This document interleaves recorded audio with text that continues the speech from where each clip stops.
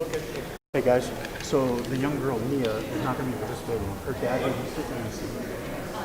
The young girl Mia will not be participating. So her father. All right, here we go. Heads up.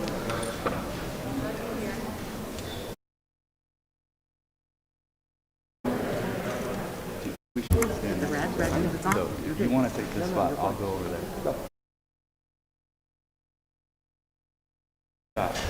To the pool.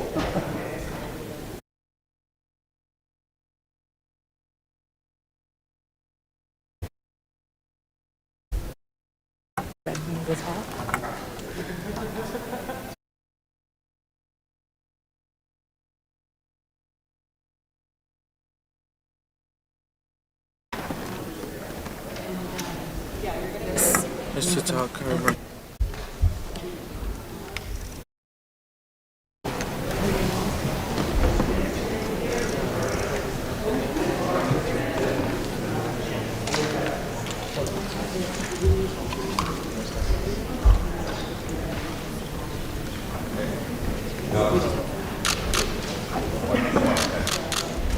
Oh.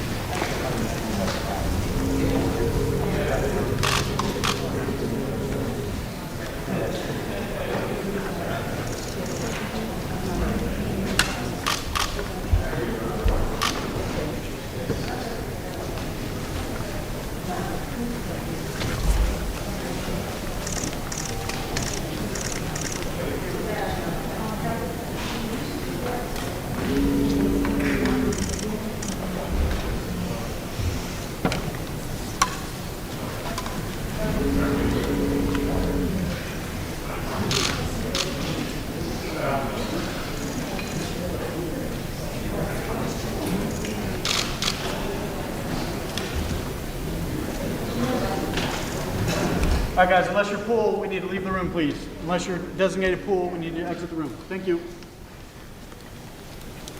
Alex, you're not pool, are you? We are doing the cup thing. All right, so you're the one staying? Yeah. Okay, you're the one staying. Yep.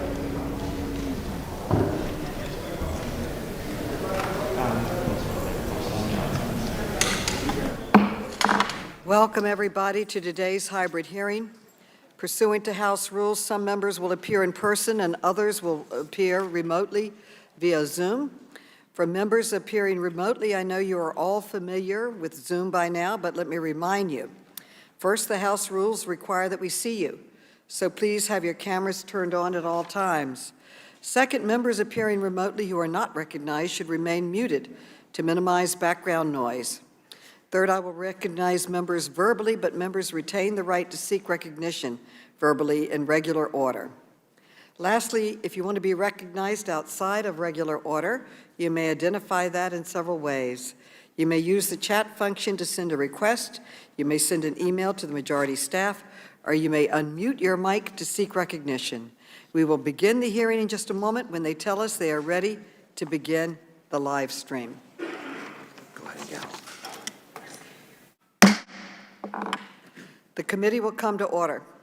Without objection, the chair is authorized to declare recess of the committee at any time. I now recognize myself for an opening statement. Today, we will examine the destruction and heartbreak that gun violence is causing across our country. I want to express my deep gratitude to each of our witnesses for being here today. I am particularly grateful to our witnesses who will be discussing the loss of their loved ones and their personal experiences from recent mass shootings in Uvalde, Texas, and Buffalo, New York. Despite their pain, these witnesses express their strong desire to share their stories with this committee and the public. I know that I speak for every member of this committee when I say that we are inspired by your bravery. For a parent, there is no greater pain than the loss of a child. But across the country, senseless gun violence is claiming the lives of our children and loved ones in places where they should be safe. Our schools, our supermarkets, even our churches and our synagogues. Gun violence is the leading cause of death for children in our country. As a society, we are failing our children and we are failing each other. This out-of-control gun violence is a uniquely American tragedy. As you can see in this chart, in 2019, the United States suffered 17 times more gun deaths than the next highest G7 country. We stand alone in mass shootings. Other countries pass sensible gun safety laws and protect their children. And no other country comes close to the number of school shootings we have. Between 2009 and 2018, the U.S. had 288 school shootings. All other G7 countries combined had just 5. Some of my colleagues across the aisle have blamed the violence on mental illness. They have blamed violent video games. They have blamed family values. They have even blamed open doors. They have blamed everything but guns. But we know the United States does not have a monopoly on mental illness, video games, or any other excuse. What America does have is widespread access to guns. That includes assault weapons, which were designed to kill as many enemy soldiers on the battlefield as possible, as quickly as possible.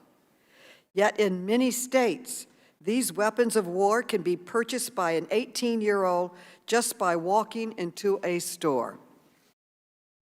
Assault weapons were used in the recent massacres in Buffalo, Texas, and Tulsa, just as they were in Parkland, Newtown, San Bernardino, Orlando, Las Vegas, and so many other mass shootings.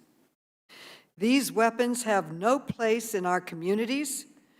No civilian needs an assault rifle, and the Second Amendment does not protect the right to own a weapon of war. It's time that we banned assault rifles from our streets, from our communities, from our homes. But if we are going to truly address the gun crisis, we need to be honest about why our country has failed to act sooner. The truth is, the gun industry is making billions of dollars selling the weapons that are killing our children, and they are fighting tooth and nail to keep doing it. That is why I have launched an investigation into 5 leading gun manufacturers that sell assault weapons used in mass shootings.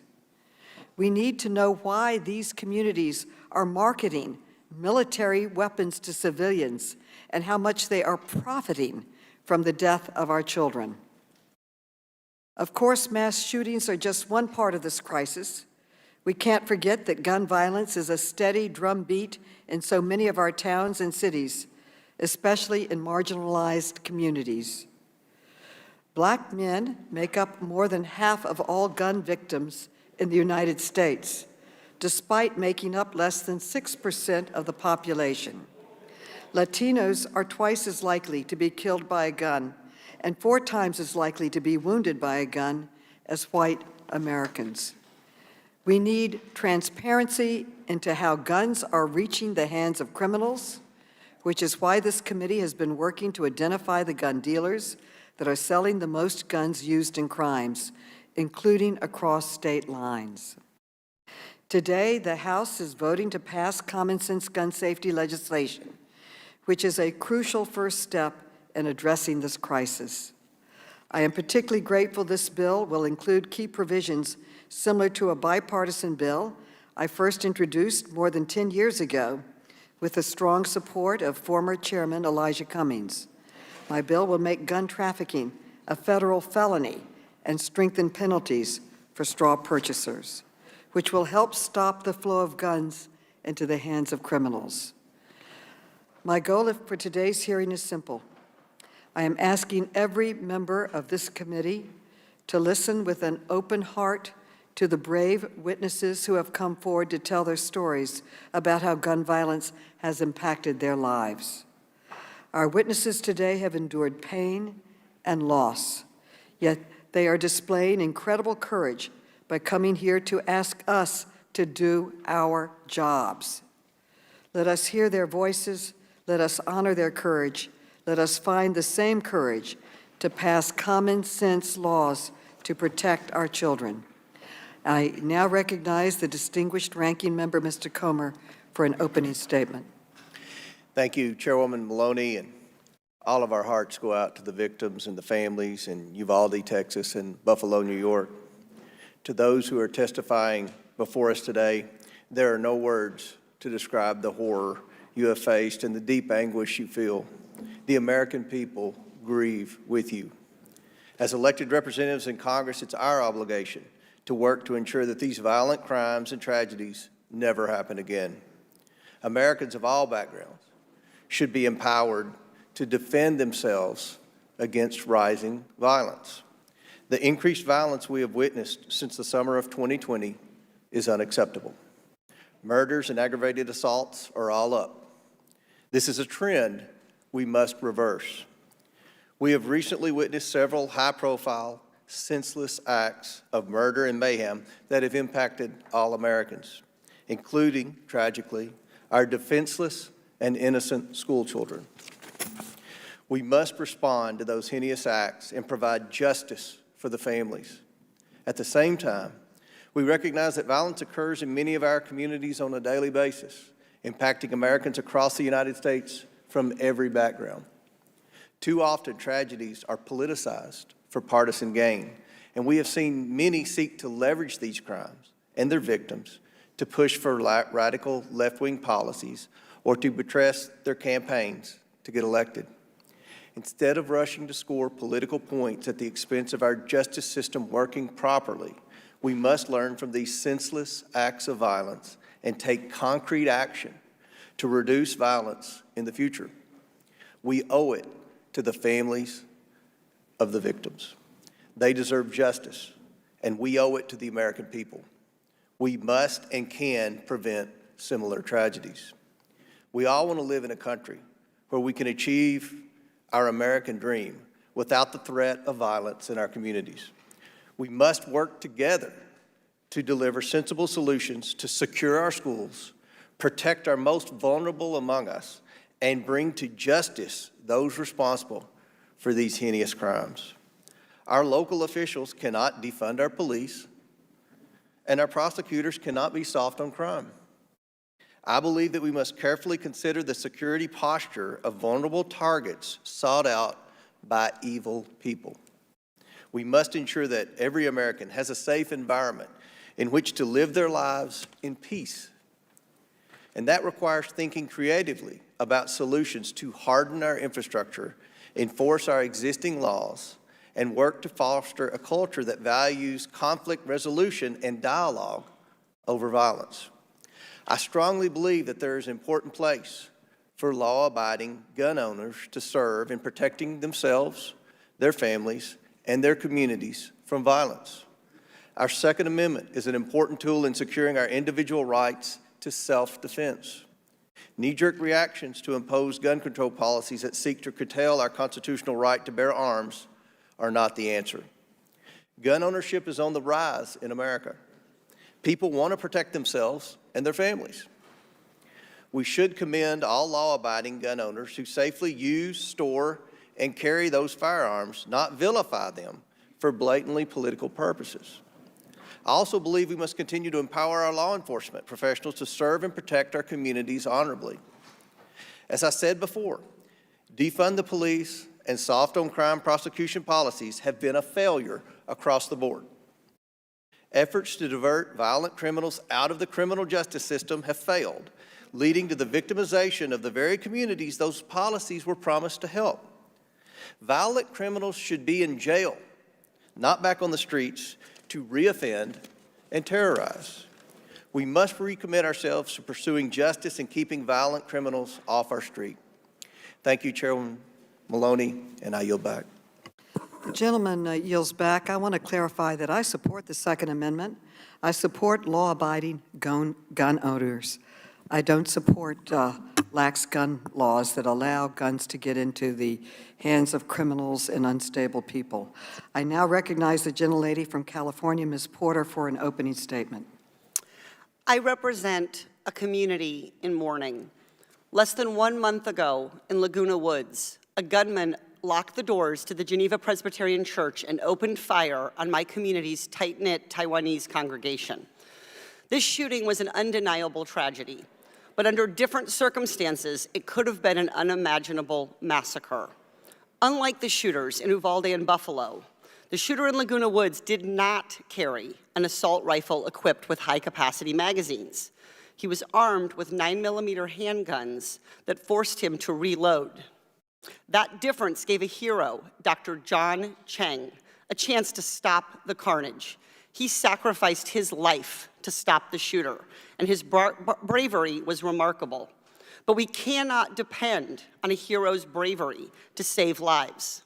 Law enforcement has determined that the gunman was ready to kill every person in the church. Had he been armed with a military-style assault rifle, he may have done so. There is no telling how many more lives would have been lost. Shootings involving assault weapons are 6 times as deadly as shootings involving handguns. And when assault weapons are equipped with high-capacity magazines or bump stocks, the death toll rises even further. California has banned these weapons for years. Our laws have saved lives, including members of Geneva Presbyterian Church. Congress must follow Californians' lead. I yield back. The lady yields back. I now recognize the gentleman from Louisiana, Mr. Higgins, for an opening statement. Thank you, Madam Chair. It's a sober day in Congress as we reflect upon the challenges our nation faces. In 2005, as a young cop, I was dispatched to reports of a man down in the street in part of the city that was crime-ridden and dangerous.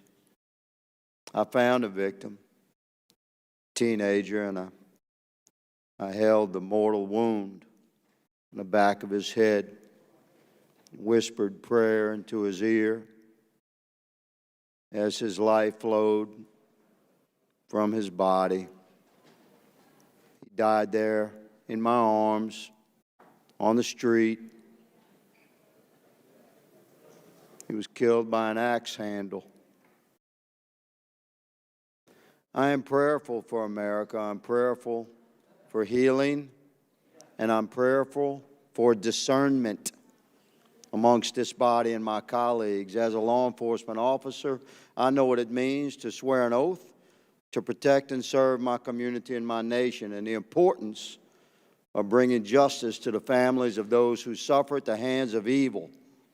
And it is essential that the fundamental freedoms, First Amendment, Second Amendment, Fourth Amendment, are always protected and preserved by this body. I was sworn as a man, I swore an oath to uphold the Constitution of the United States, and I will never back down from defending that Constitution, including the rights of law-abiding Americans to keep and bear arms. Madam Chair, I thank you for this hearing today, and I yield. The gentleman yields. Now we will introduce our witnesses. I'd like to turn it over to the gentleman from New York, Mr. Higgins, to introduce our first witness. Without objection, Mr. Higgins is authorized to participate in today's hearing. He represents Buffalo, and you are now recognized, Mr. Higgins. Thank you, Madam Chair, and ranking member, the honorable members of the Oversight and Reform Committee. The Greek tragic poet Aeschylus says that we suffer our way to wisdom. He says we suffer our way to wisdom. To live is to suffer, to endure the suffering is to give meaning to the suffering. We have a problem in this country. Unless we learn from the tragic events of the last 3 weeks, who are we as a people? And this brave group of panelists from 2 cities that were devastated, a destruction beyond human comprehension, we have to find a way to deal with this. In Buffalo, the shooting started at 2:30 in the afternoon and was concluded in 2 minutes and 3 seconds. One shooter, a semi-automatic weapon, 13 people shot, 10 dead, one shooter. If you look for a common denominator in all of these, it's typically someone that should never have had a gun with a high-capacity weapon to kill as many people as quickly as possible. Zaneta Everheart is here. She is a friend and a proud citizen of the city of Buffalo. Zaneta is with us today as the mother of a Buffalo mass shooting survivor, Zaire Goodman. Zaire was working at the Tops Friendly market that was targeted by a white supremacist, racist, deranged gunman. Zaire is also a colleague in government. She is the Director of Diversity and Inclusion for my friend and colleague, New York State Senator Tim Kennedy. Zaneta's story is both tragic and magic. And with that, it gives me great honor to present to the committee Zaneta Everheart. Thank you. And after Ms. Everheart, we will hear from Dr. Roy Guerrero, who is a pediatrician in Uvalde, Texas. Then we will hear from Mia Cirillo, who is a 4th grader at Robb Elementary School in Texas. Mia will be sharing her experience in a pre-recorded video. Her father, Miguel, is with us in the room today and will be making brief remarks after his daughter's video. Then he will excuse himself. Next, we will hear from Felix and Kimberly Rubio, who are the parents of Lexi Rubio, who tragically lost her life in the Texas shooting. I now recognize the gentleman from Georgia, Mr. Heist, to introduce our last witness on this panel. Thank you, Madam Chair. It's my honor to recognize Lucretia Hughes. She is a part of my constituency, an incredibly bright light in our 10th district, and she has an extremely compelling story. I just wanted to publicly recognize Lucretia. I want to thank you for being here today. I know it's hard to share the story that you come to us with, but we are grateful that you're here. And I just, Madam Chair, I want to say thank you for just these few seconds to recognize Lucretia Hughes and welcome her here. I yield. Thank you. The witnesses will be unmuted so we can swear them in. Please raise your right hands. Do you swear or affirm that the testimony you are about to give is the truth, the whole truth, and nothing but the truth? So help you God. I do. Let the record show that the witnesses answered in the affirmative. Thank you, and without objection, your written statements will be made part of the record. With that, Ms. Everheart, you are now recognized for your testimony. Please testify, Ms. Everheart. Thank you, Chairwoman. Zaire, my son Goodman, my son, or as I like to call him, the kid, was shot and injured by a domestic terrorist on Saturday, May 14, 2022, at the Tops grocery store where he was an employee in a historically Black community on Jefferson Avenue in Buffalo, New York. Zaire, the kid, is now a 21-year-old man. He's pure joy. He's everything that is good in this world. And as I sit here before you today, I can hear my son telling me to stop being extra and get to the point. I was going to tell you all a bunch of fluffy, funny stories about Zaire, but I have a message. So I'll get to the point.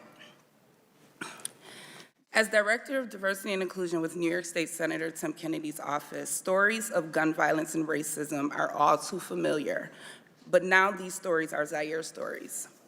These problems literally knocked on my front door. These are issues that as a country we do not like to openly discuss. Domestic terrorism exists in this country for 3 reasons.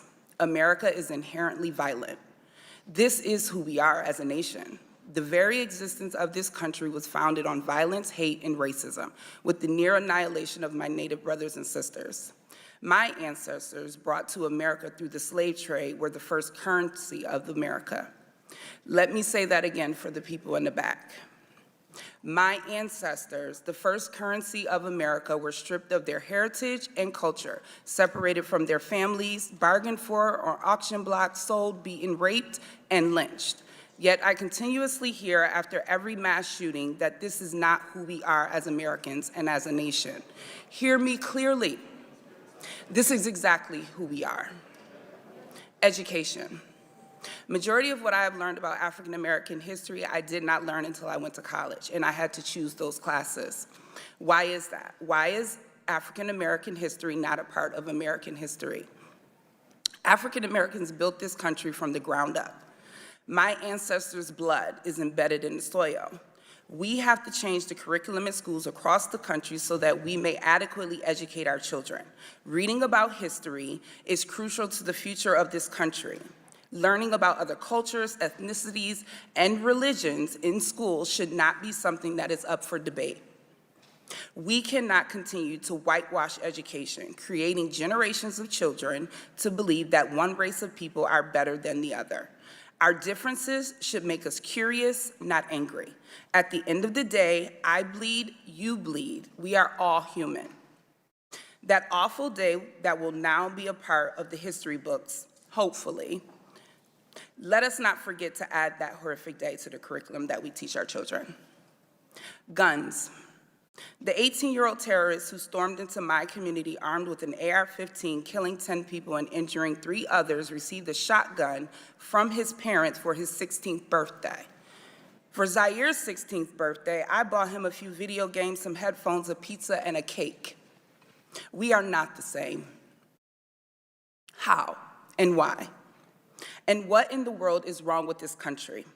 Children should not be armed with weapons. Parents who provide their children with guns should be held accountable. Lawmakers who continuously allow these mass shootings to continue by not passing stricter gun laws should be voted out.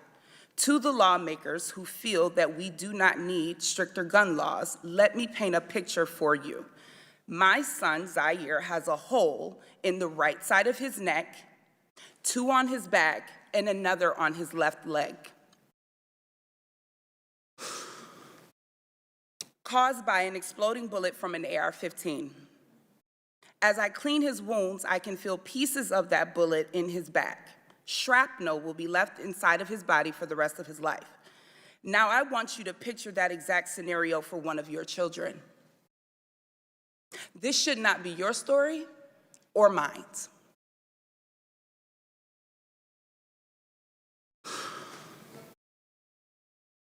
As an elected official, it is your duty to draft legislation that protects Zaire and all of the children and citizens in this country.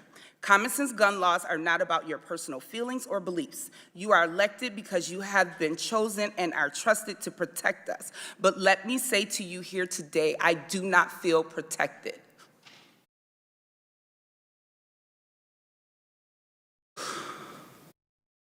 No citizen needs an AR-15. These weapons are designed to do the most harm in the least amount of time. And on Saturday, May 14th, it took a domestic terrorist just 2 minutes to shoot and kill 10 people and injure 3 others. If after hearing from me and the other people testifying here today does not move you to act on gun laws, I invite you to my home to help me clean Zaire's wounds so that you may see up close the damage that has been caused to my son and to my community. To the families of Ruth Whitfield, Pearl Young, Catherine Massey, Hayward Patterson, Celestine Cheney, Geraldine Talley, Aaron Salter, Andre McNeil, Marcus Morrison, and Roberta Drury, I promise that their deaths will not be in vain. Zaire and I promise to use our voice to lift their names, and we will carry their spirit with us as we embark on this journey to create change. I know that their collective souls watched out for Zaire that day, and I am eternally grateful to them for that. To the east side of Buffalo, I love you. I'm speaking directly to my people, to my hood. From Bailey to Broadway to Kensington to Fillmore to Delavan to Jefferson and every street in between. Just like the potholes that we want filled in, yes, I keep it real, together we will continue to fill those streets with love, no matter what people say about the east side of Buffalo. We will not be broken. I was born there, raised there.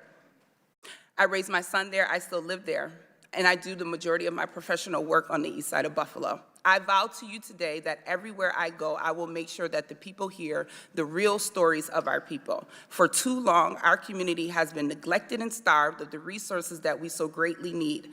I promise that I will not stop pushing for more resources to be funneled into the east side of Buffalo. Each and every person that lives within that community, we are family. Not a perfect community, but I know that we are love. To the greater Buffalo area, to everyone from around the country and the world who have reached out and loved on us. On behalf of Zaire, Zaire's father, Damian Goodman, my mother, my father, my sisters, my brothers, and myself, we thank you. We thank you for all of your thoughts and your prayers. Thank you for all of the love and support you have shown us during this difficult time. But I also say to you today, with a heart full, from the outpouring of love that you all so freely gave us, your thoughts and prayers are not enough. We need you to stand with us in the days, weeks, months, and years to come, and be ready to go to work and help us to create the change that this country so desperately needs. And I will end with a quote from Charles Bloom in his book, The Devil We Know. Race, as we have come to understand it, is a fiction, but racism, as we have come to live it, is a fact. The point here is not to impose a new racial hierarchy, but to remove an existing one. After centuries of waiting for white majorities to overturn white supremacy, it is to me that it has fallen to Black people to do it themselves, and I stand at the ready. Zaire, this is for you, kid. Happy birthday. Thank you. Dr. Guerrero, you are now recognized for your testimony. Thank you. Thank you, Chairwoman. My name is Dr. Roy Guerrero. I'm a board-certified pediatrician and was president at Uvalde Memorial Hospital the day of the massacre on May 24th, 2022 at Robb Elementary School. I was called here today as a witness, but I showed up because I am a doctor. Because how many years ago I swore an oath to do no harm. After witnessing firsthand the carnage in my hometown of Uvalde, to stay silent would have betrayed that oath. Inaction is harm. Passivity is harm. Delay is harm. So here I am, not to plead, not to beg or convince you of anything, but to do my job, and hope that by doing so, it inspires the members of this House to do theirs. I've lived in Uvalde my whole life. In fact, I attended Robb Elementary School myself as a kid. As often is the case with us grown-ups, we remember a lot of the good and not so much of the bad. So I don't recall homework or detention. I remember how much I loved going to school. What a joyful time it was. Back then, we were able to run between classrooms with ease to visit our friends. And I remember the way the cafeteria smelled at lunchtime on hamburger Thursdays. It was right around lunchtime on a Tuesday that the gunman entered the school through a main door without restriction, massacred 19 students and 2 teachers, and changed the way that every student at Robb and their families remember that school forever. I doubt they'll remember the smell of the cafeteria or the laughter ringing in the hallways. Instead, they'll be haunted by the memory of screams and bloodshed, panic and chaos, police shouting, parents wailing. I know I will never forget what I saw that day. For me, that day started like any typical Tuesday in our pediatric clinic. Moms calling for coughs, boogers, sports physicals, right before the summer rush. School was out in 2 days. Then summer camps would guarantee some grazes and ankle sprains, injuries that could be patched up and fixed with a Mickey Mouse sticker as a reward. Then at 12:30, business as usual stopped, and with it, my heart. A colleague from a San Antonio trauma center texted me and said, "Why are pediatric surgeons and anesthesiologists on call for a mass shooting in Uvalde?" I raced to the hospital to find parents outside yelling children's names in desperation and sobbing as they begged for any news related to their child. Those mothers' cries I will never get out of my head. As I entered the chaos of the ER, the first casualty I came across was Mia Cerrillo. She was sitting in the hallway. Her face was still clearly in shock, but her whole body was shaking from the adrenaline coursing through it. The white Lilo and Stitch shirt that she wore was covered in blood, and her shoulder was bleeding from a shrapnel injury. Sweet Mia, I've known her my whole life. As a baby, she survived major liver surgeries against all odds. And once again, she's here as a survivor, inspiring us with her story today and her bravery. When I saw Mia sitting there, I remembered having seen her parents outside. So after quickly examining 2 other patients of mine in the hallway with minor injuries, I raced outside to let them know that Mia was alive. I wasn't ready for their next urgent and desperate question. Where's Elena? Elena is Mia's 8-year-old sister, who was also at Rob at the time of the shooting. I had heard from some of the nurses that there were 2 dead children who had been moved to the surgical area of the hospital. As I made my way there, I prayed that I wouldn't find her. I didn't find Elena. But what I did find was something no prayer will ever relieve. 2 children whose bodies had been pulverized by bullets fired at them, decapitated, whose flesh had been ripped apart, that the only clue as their identities was a blood-splattered cartoon clothes still clinging to them, clinging for life and finding none. I could only hope these 2 bodies were a tragic exception to the list of survivors. But as I waited there with my fellow Uvalde doctors, nurses, first responders, and hospital staff for other casualties we hoped to save, they never arrived. All that remained was the bodies of 17 more children and the 2 teachers who cared for them, who dedicated their careers to nurturing and respecting the awesome potential of every single one, just as we doctors do. I'll tell you why I became a pediatrician, because I knew that children were the best patients. They accept the situation as it's explained to them. You don't have to coax them into changing their lifestyles in order to get better or plead them to modify their behavior as you do with adults. No matter how hard you try to help an adult, their path to healing is always determined by how willing they are to take action. Adults are stubborn. We're resistant to change, even when the change will make things better for ourselves, but especially when we think we're immune to the fallout. Why else would there have been such little progress made in Congress to stop gun violence? Innocent children all over the country today are dead because laws and policy allows people to buy weapons before they're legally old enough to even buy a pack of beer. They're dead because restrictions have been allowed to lapse. They're dead because there are no rules about where guns are kept, because no one is paying attention to who is buying them. The thing I can't figure out is whether our politicians are failing us out of stubbornness, passivity, or both. I said before that as grown-ups, we have a convenient habit of remembering the good and forgetting the bad. Never more so than when it comes to our guns. Once the blood is rinsed away from the bodies of our loved ones and scrubbed off the floors of the schools and supermarkets and churches, the carnage from each scene is erased from our collective conscience, and we return again to nostalgia, to the rose-tinted view of our Second Amendment as a perfect instrument of American life, no matter how many lives are lost. I chose to be a pediatrician. I chose to take care of children. Keeping them safe from preventable diseases, I can do. Keeping them safe from bacteria and brittle bones, I can do. But making sure our children are safe from guns, that's the job of our politicians and leaders. In this case, you are the doctors, and our country is the patient. We are lying on the operating table, riddled with bullets like the children of Robb Elementary and so many other schools. We are bleeding out, and you are not there. My oath as a doctor means that I signed up to save lives. I do my job. And I guess it turns out that I am here to plead, to beg, to please, please do yours.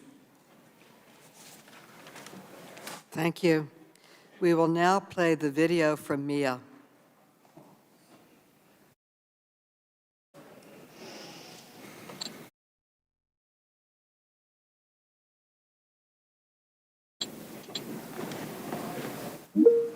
My name is Mia Cedillo, and I go to Rob Elementary.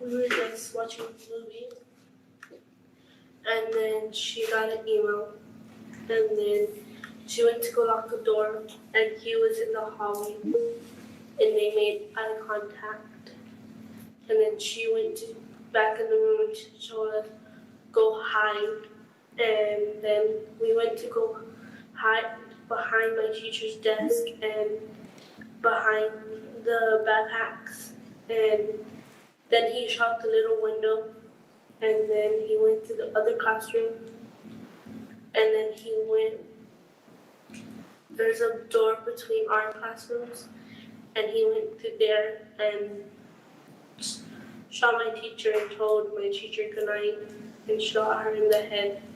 And then he shot some of my classmates and the whiteboard.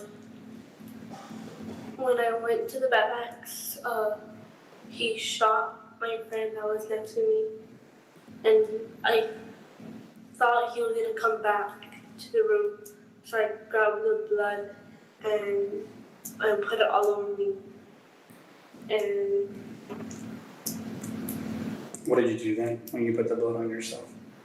just stay quiet, and then I got my teacher's phone and called 911. And what did you tell 911? I told her that we need help and to send the police in our classroom.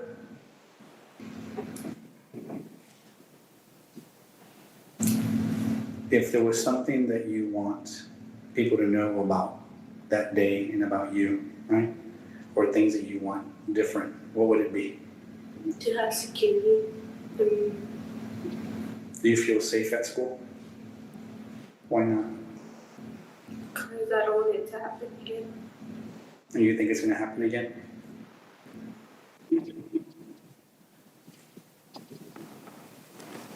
Mr. Soria, you're now recognized. Hello. Hello, today I come because I could have lost my baby girl. She's not the same little girl that I used to play with, hang around with, and do everything, because she was daddy's little girl. I have 5 kids, and she's the middle child. I don't know what to do, because I think I would have lost my baby girl. My baby girl is the world, 'cause not only once, but twice, she came back to us. She's everything, not only for me, but her siblings and her mother. I thank y'all for letting me be here and speak out, but I wish something will change, not only for our kids, but every single kid in the world, because schools are not safe anymore. Something needs to really change. Thank you. Thank you for your testimony, and I understand you are now leaving. We thank you for sharing your story. Thank you, and Mr. and Mrs. Rubio, you are now recognized for your testimony. I am Kimberly Rubio. This is Felix Rubio. We're the parents of Alexandria Anaya, best known as Lexi Rubio, and 5 other children who all attended Uvalde Public Schools during the 2021-2022 school year. Calissa, who completed high school this year, Isaiah, who attends Uvalde High School, David Morales Junior High, Jalila Flores Elementary, and our 2 youngest children, Julian 8 and Lexi 10, who were at Robb Elementary. On the morning of May 24th, 2022, I dropped Lexi and Julian off at school a little after 7 a.m. My husband and I returned to the campus at 8 a.m. for Julian's award ceremony, and again at 10:30 a.m. for Lexi's award ceremony. Lexi received the Good Citizen Award and was also recognized for receiving all A's. At the conclusion of the ceremony, We took photos with her before asking her to pose for a picture with her teacher, Mr. Reyes. That photo, her last photo ever, was taken at approximately 10:54 a.m. To celebrate, we promised to get her ice cream that evening. I told her we loved her and we would pick her up after school. I can still see her walking with us toward the exit. In the reel that keeps scrolling across my memories, she turns her head and smiles back at us to acknowledge my promise. And then we left. I left my daughter at that school, and that decision will haunt me for the rest of my life. Afterward, Felix dropped me off at my office, the Uvalde Leader News, and returned home because it was a rare day off for him between normal shifts and security gigs he takes to help make ends meet. I got situated at my desk and began writing about a new business in town when the news office started hearing commotion on the police scanner, a shooting on Diaz Street near Robb Elementary. It wasn't long before we received word from my son's teacher that they were safe, secure in the classroom. Once evacuated from campus, the children were reunited with parents and guardians at the Civic Center. My dad picked up Julian from the Civic Center and took him to my grandmother's house. One of our Robb kids was safe. We focused on finding Lexi. Bus after bus arrived, but she wasn't on board. We heard there were children at the local hospital, so we drove over to provide her description. She wasn't there. My dad drove an hour and a half to San Antonio to check with the university hospital. At this point, some part of me must have realized that she was gone. In the midst of chaos, I had the urge to return to Robb. We didn't have our car at this point, and traffic was everywhere. So I ran barefoot with my flimsy sandals in my hand. I ran a mile to the school, my husband with me. We sat outside for a while before it became clear we wouldn't receive an answer from law enforcement on scene. San Antonio firefighter eventually gave us a ride back to the Civic Center, where the district was asking all families who had not been reunited with their children to gather. Soon after, we received the news that our daughter was among the 19 students and 2 teachers that died as a result of gun violence. We don't want you to think of Lexi as just a number. She was intelligent, compassionate, and athletic. She was quiet, shy unless she had a point to make. But she knew she was right, she so often was. She stood her ground. She was firm, direct, voice unwavering. So today, we stand for Lexi, and as her voice, we demand action. We seek a ban on assault rifles and high-capacity magazines. We understand that for some reason, to some people, to people with money, to people who fund political campaigns, that guns are more important than children. So at this moment, we ask for progress. We seek to raise the age to purchase these weapons from 18 to 21 years of age. We seek red flag laws, stronger background checks. We also want to repeal gun manufacturers' liability immunity. You've all seen glimpses of who Lexi was, but I also want to tell you a little bit about who she would have been. If given the opportunity, Lexi would have made a positive change in this world. She wanted to attend St. Mary's University in San Antonio, Texas, on a softball scholarship. She wanted to major in math and go on to attend law school. That opportunity was taken from her. She was taken from us. I'm a reporter, a student, a mom, a runner. I've read to my children since they were in the womb. My husband is a law enforcement officer, an Iraq war veteran. He loves fishing and our babies. Somewhere out there, there's a mom listening to our testimony, thinking, I can't even imagine their pain, not knowing that our reality will one day be hers, unless we act now. Thank you for your time.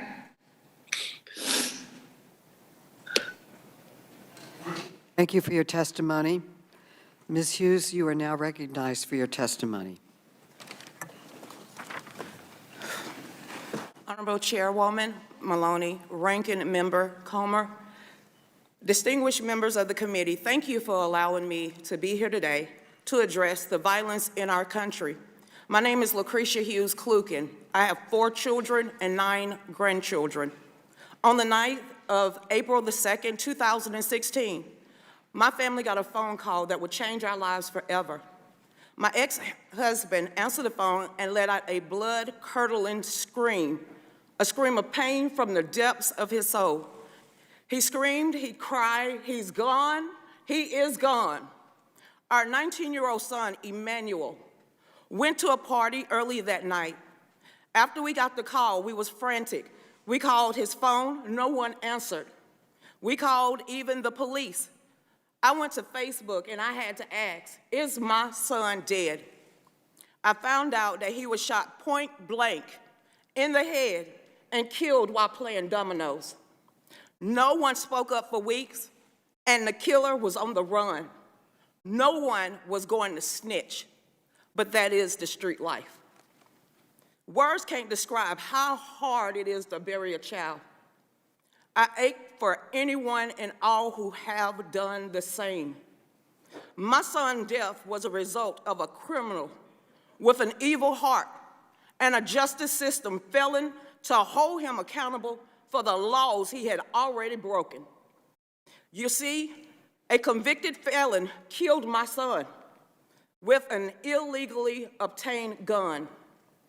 Our gun control lobbyists and politicians claim that their policies will save lives and reduce violence.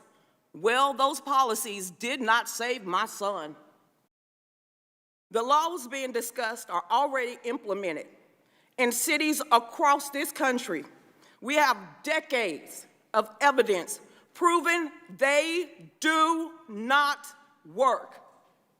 St. Louis, New York, Chicago, Washington, Atlanta are gun control utopias, and they are plagued with the most violence. 10 more laws, 20 more laws, 1,000 more won't make what has already illegal more wrong or stop criminals from committing these crimes. And y'all are delusional if you think it's gonna keep us safe. I am a walking testimony of how the criminal justice system and the gun control laws, which is steeped in racism, by the way, have failed the Black community. By the age of 25, I had already went to 18 young Black men funerals at the age of 25. I have 1 Black man in jail, 1 Black man in the grave, and my young grandson gonna be raised without a father. And it's a curse on the Black community and everyone else's. Something has to change. Thoughts and prayers and calls for more gun control isn't enough. How about letting me defend myself from evil? You don't think that I'm capable and trustworthy to handle a firearm? You don't think that the Second Amendment doesn't apply to people that look like me?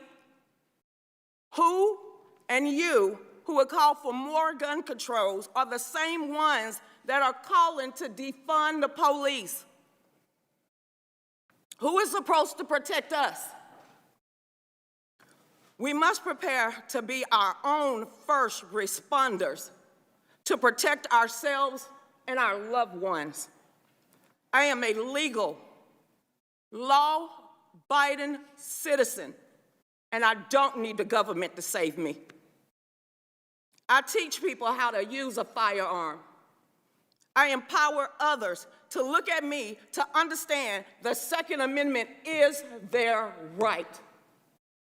I am a proud member of the DC Project, Women for Gun Rights. We believe that education is the key to safety, not ineffective legislation. We support meaningful solutions that will actually save lives. We support the Safe Student Act, H.R. 7415, which would immediately make schools safer. In hindsight, at Parkland, we saw failure of the government at every level failing the students. Students saw something and they said something, and the school did not act. Police were called to his residence over 30 times, and they did not act. And finally, the police did not go into their school that fateful day and failed to protect those kids. We need to secure our schools, and we gotta secure this building, or like y'all do. What's the difference? We call on Congress to ban gun-free zones, fund nonpartisan firearm education programs like Kids Safe Foundation and non-governmental mental health organizations like Hold My Guns. And in closing, I claim that nothing in these bills do anything to make us safer or address the mental health crisis in this country.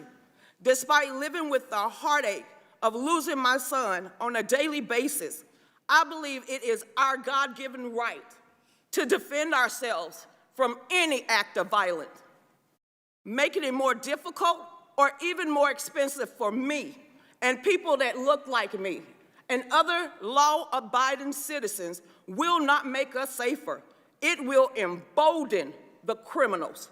Gun owners are not the enemies, and these gun control policies are not the solution. Thank you, thank you. Thank you. Thank you all for your powerful and meaningful and gut-wrenching testimony. We will now pause. You are excused, and we will pause while we seat the next panel for their testimony.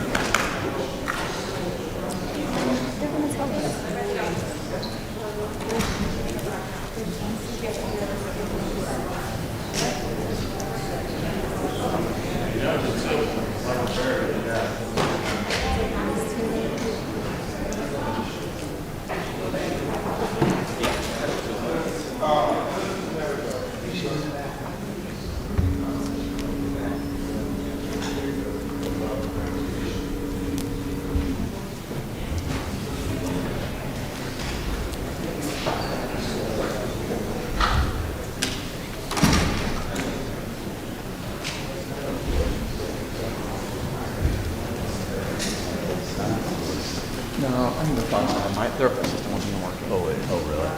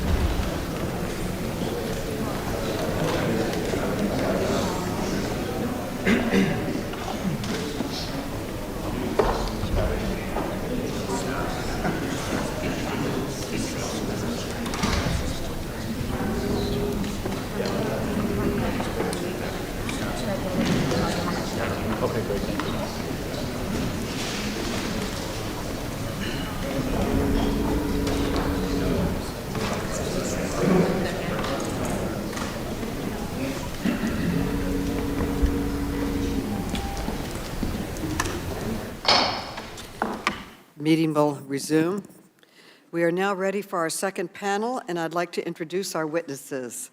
The first witness is the Honorable Eric Adams, who is the mayor of the City of New York. Then we will hear from Greg Jackson, who is the executive director of the Community Justice Action Fund. Next, we will hear from Becky Pringle, who is the president of the National Education Association.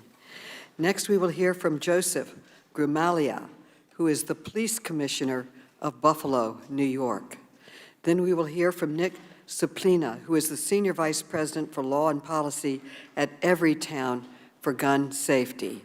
Finally, we'll hear from Amy Swearer, who is the legal fellow at the Edwin Meese Center for Legal and Judicial Studies in the Heritage Foundation.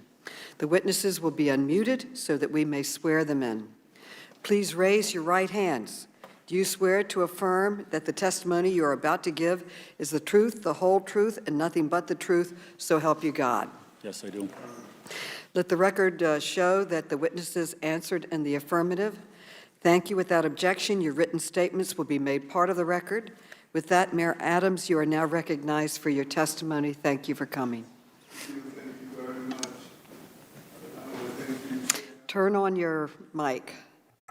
Thank you very much. Again, I want to thank you, Madam Chairwoman, Maloney for the invitation to testify today. I also want to thank all the members of the House Committee on Oversight and Reform, members from the New York City congressional delegation, and everyone who has testified today, especially those who have so bravely shared their stories of losing loved ones to gun violence. I was particularly touched by hearing the husband and wife that lost their baby girl. As a father with one son, it was extremely impactful to all of us. I am Eric Adams, and I am honored to appear before you today as the 110th mayor of the great city of New York to discuss the ways we can protect public safety and prevent gun violence. Ladies and gentlemen, it is high noon in America. Time for every one of us to decide where we stand on the issue of gun violence. Time to decide if it's more important to protect the profits of gun manufacturers or the lives of our children. Time to decide if we are going to be a nation of laws or confederation of chaos, and we must do it now. It is high noon in America, our country, the country I love. The clock is ticking every day, every minute towards another hour of death. I'm here today to ask every one of you and everyone in this Congress to stand with all of us to end gun violence and protect the lives of Americans. We are facing a crisis that is killing more Americans than war, a crisis that is now the #1 cause of death for our young people, a crisis that is flooding our cities with illegal guns faster than we can take them off the street. The New York City Police Department has taken over 3,000 illegal guns off our streets this year alone, but the guns just keep coming. This is a crisis that transcends party lines and affects both rural and urban communities.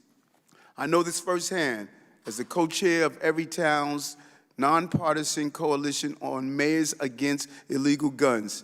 No matter what our party affiliations, we are united in our mission to stop crime, save lives, and bring an end to gun violence. Because this isn't about blue versus red. This is about right versus wrong. Whether it is on the street wearing a badge or in these chambers taking a vote, we must stand for what is right. First, we need Congress to take the handcuffs off the Bureau of Alcohol, Tobacco, Firearms, and Explosives, known as ATF, and let them do their jobs. That means confirming President Biden's nominee as soon as possible. And we must work together to dam all the rivers that lead to the sea of violence. Common sense gun reform must become the law of the land. I'm pleased that today the House will vote on H.R. 7910, the Protecting Our Kids Act, and I urge swift passage of the gun violence prevention package for consideration in the Senate.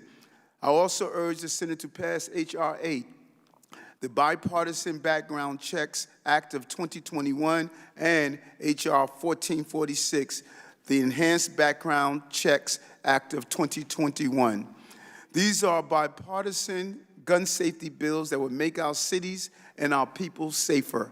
I stand with President Joe Biden in calling on Congress to act now to regulate or ban assault weapons in this country. Even if we only raise the age required to buy one of these weapons, lives will be saved. And we need Congress to direct federal aid to localities and states that support not just law enforcement and violence prevention, but also access to high-quality health care, child care, education, and housing. We must build a society while youth are on a path to fulfillment, not a road to ruin. As mayor, my greatest responsibility is protecting the lives and the safety of the people of New York City. This is my calling, my duty, and my life's work. I did it as a police officer, in a uniform and wearing a badge, and I do it now as elected leader of our largest American city. But I need your help to further protect our people and to save lives. The time is act now. It's high noon in America. Thank you. Mr. Jackson, you're now recognized for your testimony. Mr. Jackson. Thank you, Chairwoman Maloney, Ranking Member Comer, and the rest of the committee for inviting me on this really important topic. My name is Greg Jackson. I'm the Executive Director for the Community Justice Action Fund, the only national gun violence advocacy organization led by a survivor of color. But I'm not here by choice. I'm here by circumstance. In 2013, just miles from this chamber, I was shot as an innocent bystander while I was simply walking home. And when I arrived at the hospital, I wasn't welcomed with nurses and surgeons.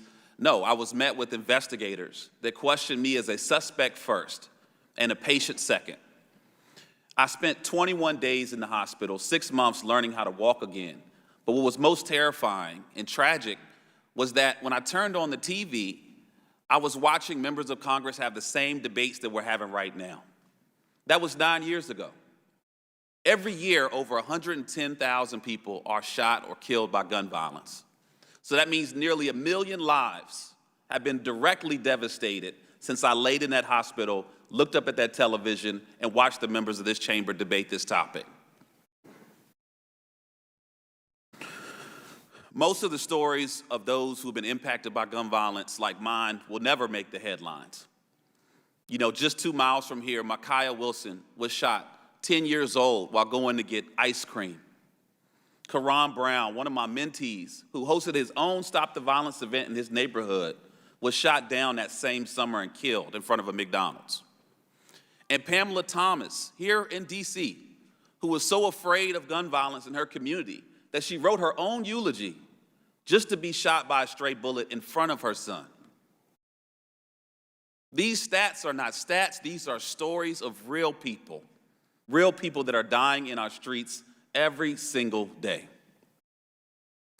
Every day, 110 Americans are killed with guns and 200 are shot or wounded. And we've talked a lot about this being the #1 cause of death for all youth, surpassing car accidents, drug overdoses, and COVID-19. But amid this pandemic, we've also seen a 35% increase in homicides. And this still remains the #1 cause of death for Black men, the #2 cause of death for Latino men, and the #2 cause of death for Black women. We are here because we cannot and must not hide from the harsh truth. Gun violence is destroying communities around the country, and every day families experience firsthand the devastation gunfire brings. To eliminate gun violence, we must swiftly recognize that this is a public health crisis that deserves a public health response. At Community Justice, we address gun violence by focusing on those who have been most impacted by the crisis. And we urge Congress to invest in community-based solutions that we know can address those public health risk factors, that can reduce the risk factors of those impacted by gun violence, but also address the root causes. But we also strongly urge that any supply-side approach not only focus on the shooter, but on the supplier and the source of firearms that are flooding into our communities. In moments of crisis, Congress has proven to be as resilient as the American people and take action. When coronavirus struck our country, Congress authorized bipartisan legislation to provide resources and regulations to save lives. When Ukraine was in crisis, Congress sprang into action and mobilized bipartisan authorization to authorize immediate aid, economic investments, mental health resources, and other services to support those communities. But I'm here to say that we are in crisis in America today. Each time, we did the hard thing because it was the right thing to do, and this crisis is no different. This crisis now has taken away grandparents in Buffalo, elementary kids in Uvalde, fathers in Chicago, mothers in Atlanta, nephews in Chicago, even pastors in Charleston. And we're here still asking for action. There are 3 direct things that we know can be done. First, we must acknowledge this as a public health crisis and craft policies to combat it as such. Second, we must advance common sense legislation that not only addresses the hardware, but promotes community-based solutions to end gun violence, such as the Break the Cycle of Violence Act. And lastly, I urge you to create a select committee on the gun violence crisis to investigate the health impacts of gun violence and its disproportionate impact on Black and brown communities across the country.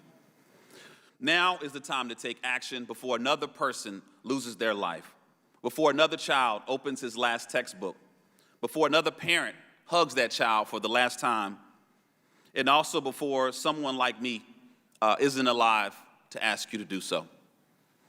Thank you, Madam Chairwoman. Thank you, Ms. Pringle. You are now recognized for your testimony.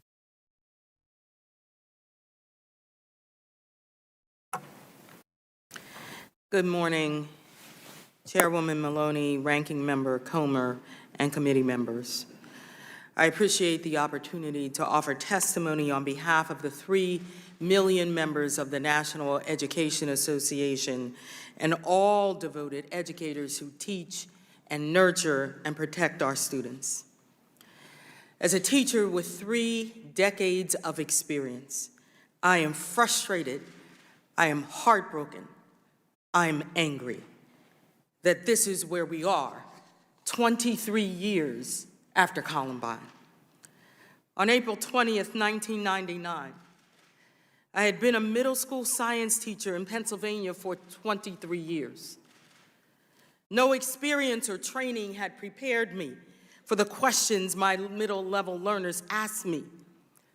As I joined my fellow teachers in shock and disbelief of the carnage that ended the lives of 12 students and 1 teacher, the only thing that comforted us was the belief that this society would never let it happen again. But the list continued to grow, didn't it? Virginia Tech, Sandy Hook, Marjorie Stoneman Douglas, and now Robb Elementary. Kids were celebrating at the end of a successful school year. For 19 children and 2 teachers, it would be the last days of their lives. These massacres occurring in suburban, urban, and rural schools are not isolated incidents.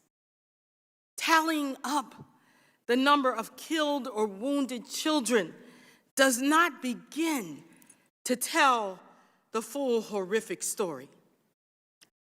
Camille, a student who survived Sandy Hook, experienced severe panic attacks for years. She is one of the more than 311,000 students exposed to gun violence since Columbine. Their trauma will likely endure for the rest of their lives. Students across our country are writing goodbye notes and wills just in case. Unfortunately, their fear is perfectly rational. Here in America, we are 25 times more likely to die by gun than people in other developed nations. So the question we must ask, is this who we are? Is it? Our country has already experienced nearly 240 mass shootings in 2022 alone. But that number does not begin to capture the scope of this epidemic. Every day, gun violence kills 111 people. That means that we can expect 22,255 more deaths by guns this year. Inaction equals acceptance of the unacceptable. And this crisis is worse in Black and Latino communities, where 78% of adults or their loved ones are victims of gun violence. The evidence is clear.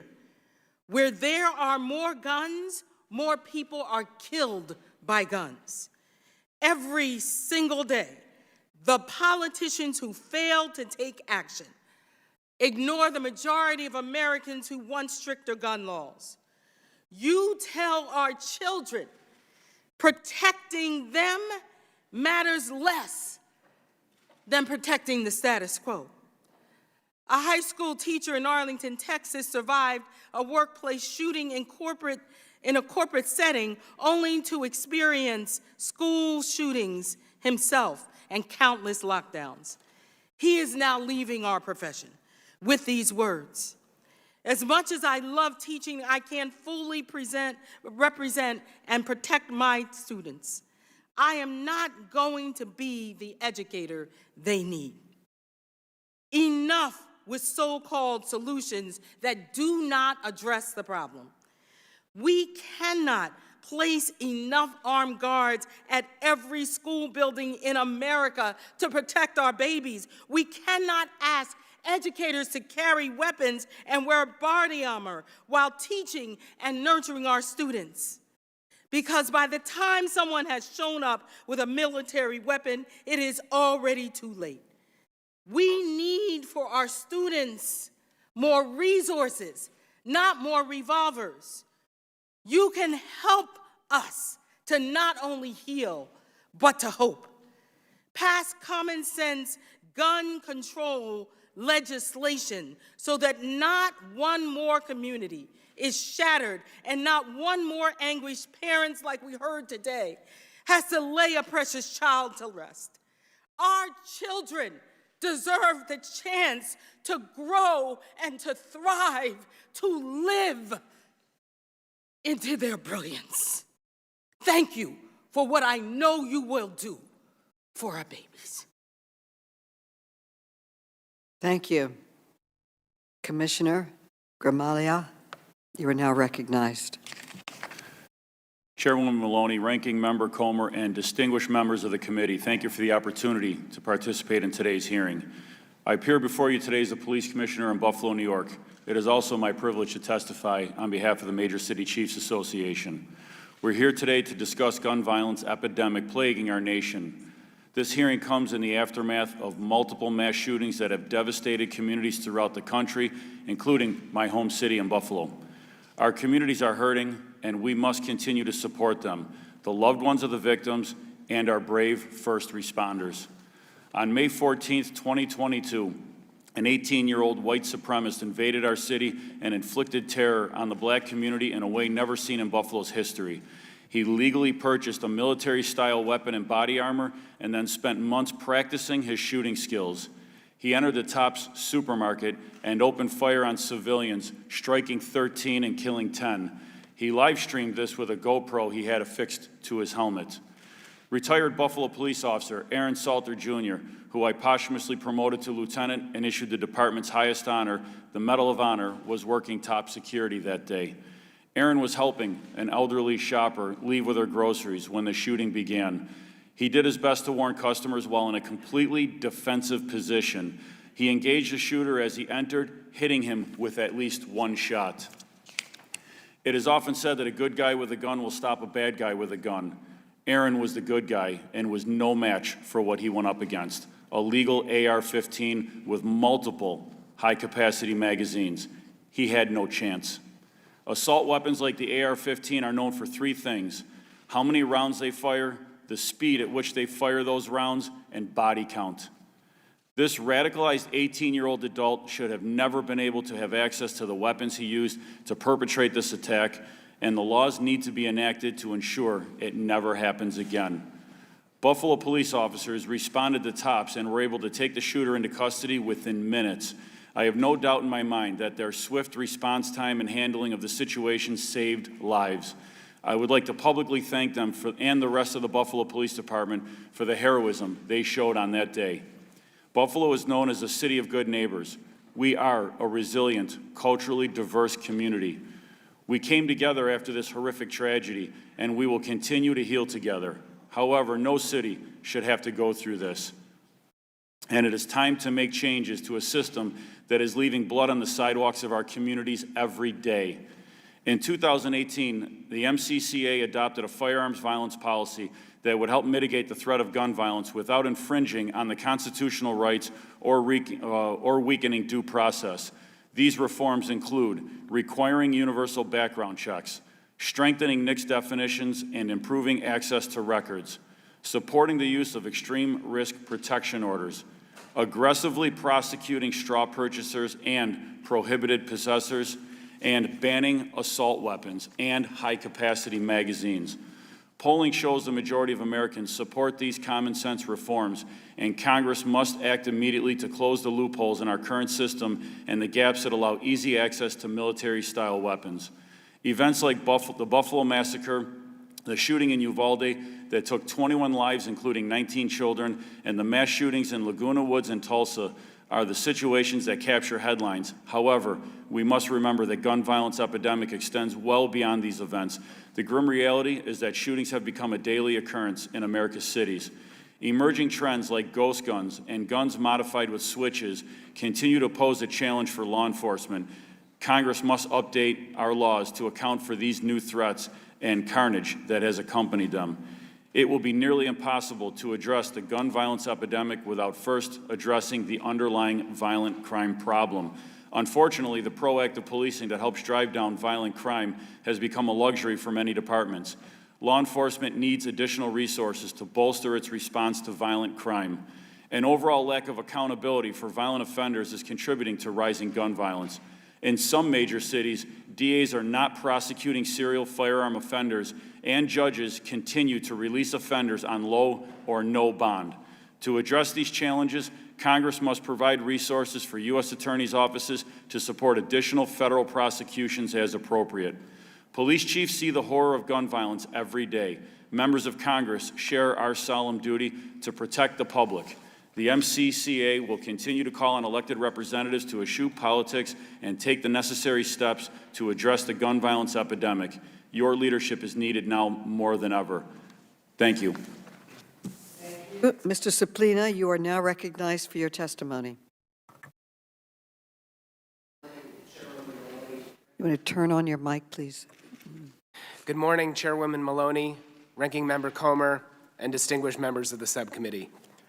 My name is Nick Suplina. I am Senior Vice President for Law and Policy at Everytown for Gun Safety. We're the largest gun violence prevention organization in the country. I'm honored to be here today and grateful for the spotlight you're shining on America's gun violence crisis. Once again, we are grieving. Frequent public mass shootings terrorize the country and are a uniquely American problem. Mass shootings often focus the public's attention and our grief, and with good reason, but they represent a small fraction of all gun deaths in this country, which include other homicides, suicides, and unintentional shootings. Every single day, some 110 Americans are killed with a gun, and 200 more are physically wounded. We estimate that 1/2 of all Americans have been touched by gun violence, either directly or someone they care for. In other words, we are a nation of gun violence survivors. To be clear, this burden is not being borne equally. I'm talking about our children. Guns are now the leading cause of death for children and teens. I'm talking about people of color. Black Americans experience 10 times the homicides of their white counterparts. Clearly, we're in the middle of a serious public health crisis, one that is crying out for sensible gun policy solutions, especially at the federal level. And while gun deaths are hitting all-time highs, the gun industry is breaking profit records year after year. The gun industry uses fear to sell guns, and it believes that mass shootings are great for gun sales.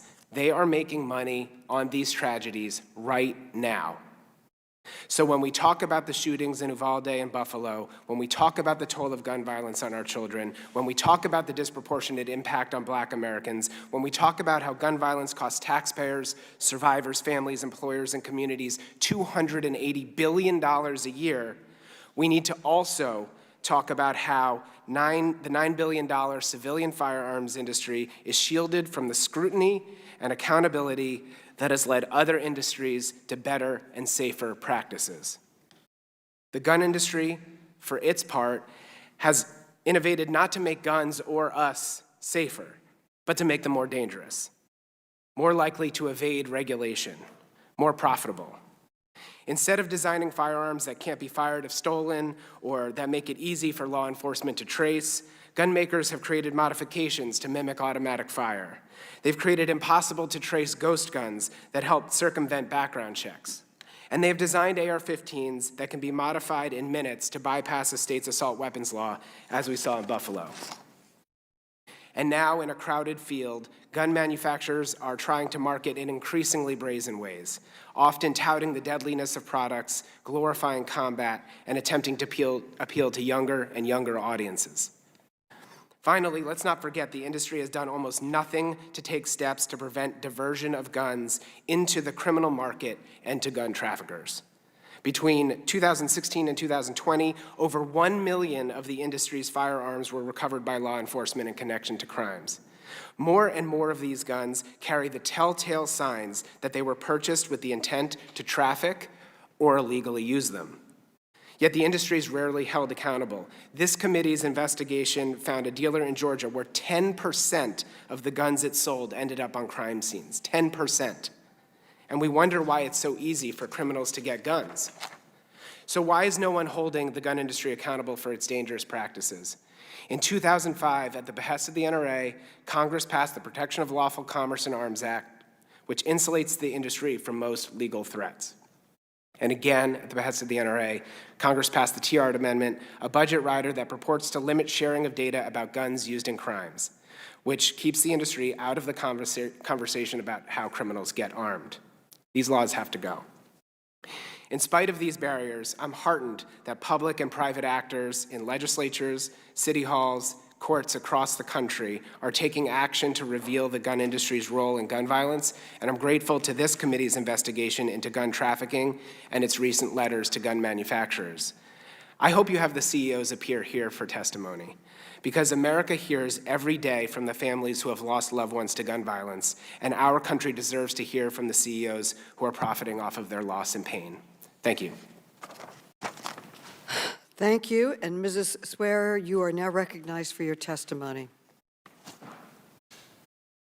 Madam Chairwoman and distinguished members. Your mic. Mm-hmm. Madam Chairwoman and distinguished members. We still can't hear you. Turn your mic on.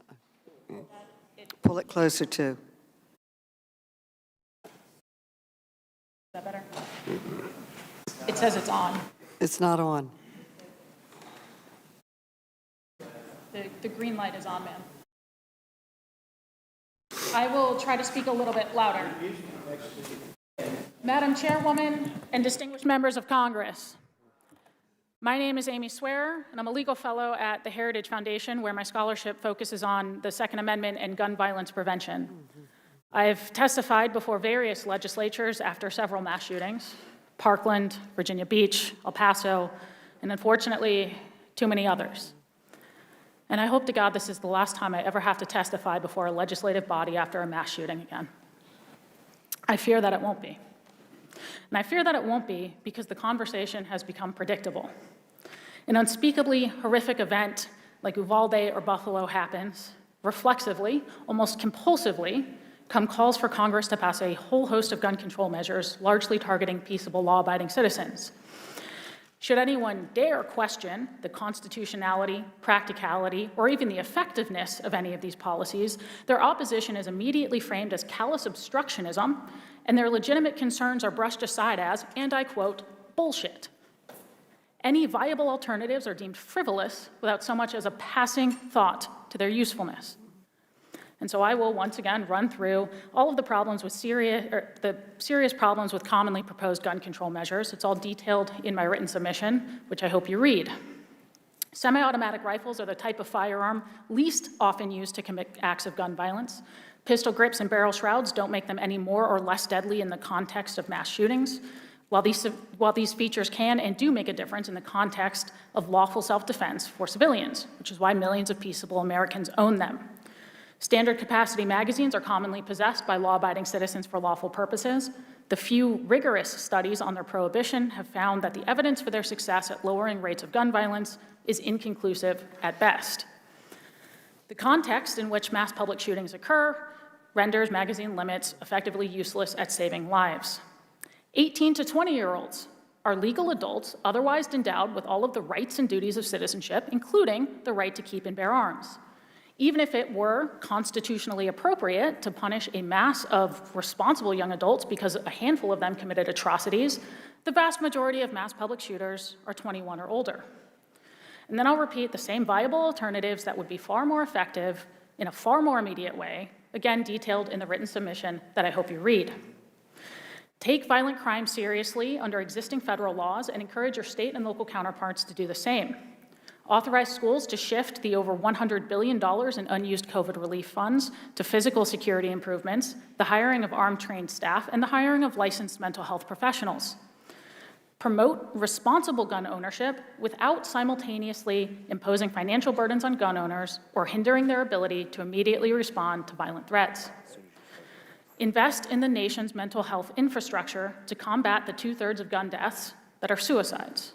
And the list goes on. Now, Congressman, I am fully aware that when you are burying your child, nuanced policy discussions are irrelevant. It doesn't matter, it shouldn't matter to a 4th grader hiding under her desk, covering herself in her dead classmate's blood, whether the real problem here is a barrel shroud or the several dozen missed opportunities to intervene along the way. But it should matter to you, because you are the ones making public policy decisions. Many of you are the ones implying that a lot of victims would be alive today but for a mass shooter's pistol grip and a background check that he already passed. Many of you are the same ones mocking anybody for, quote, talking about doors, when a single locked door in Uvalde would likely have saved 21 lives, and when all of us just walked in here today into this building with its limited public access points, its one-way locking security doors, and its plethora of armed officers. What happened in Uvalde and in Buffalo is horrific. It is horrifying. No one should ever have to experience that type of unfathomable trauma. And I cannot even begin to imagine what those families are going through right now. Everybody with a soul has it shattered over acts like this. And we have seen it shattered every single time, from Columbine to Parkland to Uvalde. We did not somehow, this didn't get easier for us. We did not grow numb somewhere along the way to the reality of this. It's not as though our family members don't also teach 4th graders, or we don't also send our kids to school. It's not as though we don't also shop in grocery stores or go to country music festivals or work in hospitals, as though we don't also feel the tremendous, horrible weight of these tragedies somewhere deep inside of our souls, because we do. No, we oppose these policies precisely because the lives of these victims mattered. Because the grief of their loved ones is real. Because we all want thriving communities where families are flourishing instead of burying their children. The opposition has always been, and is still today, a genuine concern that these policies suffer from serious constitutional and practical defects, that they will not have the impact you promise people they will. And we have always proposed alternatives that would be more effective and less constitutionally suspect. What we have rarely been met with are open ears. And I hope for the nation's sake that today is different, because I would really love to never testify after a mass shooting again. Thank you. Thank all of you for your very important testimony. I now recognize myself for questions. As a mother, it is hard to find words to express the grief and outrage I feel and others feel in this room listening to the stories from our witnesses today. No child should be cut down by a gun. Lexi Rubio should have been able to grow up, live her dreams, become a lawyer, major in math, visit Australia. 11-year-old Mia should not have been forced to cower in fear as she watched her teachers and friends massacred. And the close-knit, vibrant Jefferson Avenue community in Buffalo, many of whom came today to stand with us, should not be forced to reckon with the violent deaths of friends and loved ones gunned down by a racist with an assault weapon. We are in a crisis, but we are not powerless. Congress just needs to find the courage to act, and I hope we find it today when we pass on these sensible and vote on these sensible gun reform bills. Let's start with assault weapons. The shooters in Uvalde and Buffalo were too young to buy alcohol, but they were both purchased assault weapons legally. Ms. Pringle, As an educator, your organization represents millions of teachers, some of whom have witnessed horrific gun violence, some of whom have been murdered, and its aftermath. Would banning assault weapons save the lives of teachers and students? It absolutely would. There are many other common sense steps that we can take. We can strengthen background checks, raise the minimum age to buy a gun, require waiting periods. Commissioner Gramaglia, you are on the front lines against gun violence every day in Buffalo. Would these common sense measures save the lives of police officers and others in your community? They absolutely would. Mayor Adams, New York City already has adopted many gun safety measures, and you have moved quickly to take further action. But guns from other states with lax gun laws keep flowing into New York. Why is it so important that we pass federal gun safety laws? As we indicated, we removed 3,000 guns off our streets. But in addition to that, we have witnessed an over 240% increase in what's called ghost guns. If we don't have a combined effort with the intervention items we're putting in place, the prevention, and also stop the flow, many of the guns that we're witnessing are purchased or stolen from outside our state. One gun in particular, a suspect was found with a gun and was stolen in July 27, 2020. It was used in 6 acts of violence, individual cases, shooting individuals, shooting into a random crowd. The gun found its way on the streets of New York. So it's more than what we do locally. We need assistance with the partnership of the federal government to stop the flow of guns in our cities. Other countries have taken common sense steps to keep guns away from criminals, and they have succeeded in saving countless lives. We stand alone in the world with the number of mass shootings and deaths from guns. And as you can see in this chart, the American people overwhelmingly support gun safety reform. So, Mr. Suina, in your view, why has Congress failed to adopt these common sense measures that most Americans and most countries in the world have adopted? Well, to put it bluntly, Chairwoman, the gun lobby presents a formidable obstacle in this country. Oftentimes, and you've heard it already today, the Second Amendment is used as a reason to not advance common sense gun reforms, even while the court has not said that the very reforms that you're proposing would violate. Quite the opposite, the courts have upheld over and over and over again. So the lobby what it sees as its job to make every gun law one step closer to confiscation, which is a lie. Conspiracies abound about the government coming to take your guns. And that gets into the head of well-meaning lawmakers who are afraid that people will believe that those myths are true. They're not true. We can do an awful lot to save American lives by passing these laws. We have lost too many lives to gun violence. It's long past time for Congress to act. I now recognize the gentleman from Georgia, Mr. Clyde. Mr. Clyde. Thank you, Chairwoman Maloney, and Ranking Member Comer for holding this hearing today so we can highlight the need for additional school security to protect our children. I join the nation in mourning for the 19 children and 2 adults who senselessly lost their lives due to an evil act committed about 2 weeks ago. While every loss of life is a tragedy, no one should weaponize or politicize the abhorrent acts to punish law-abiding citizens. For almost 250 years since the founding of our nation, countless hundreds of thousands of men and women have sacrificed their lives to provide the freedoms we enjoy today. Indeed, those freedoms were bought at a very high price and must be guarded continuously so they can be passed on to future generations.